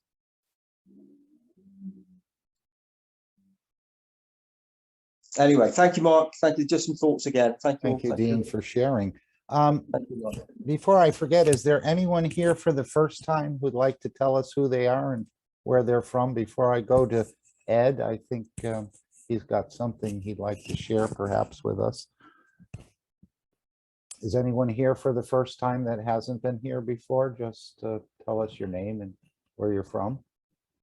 I see most of the names I recognize.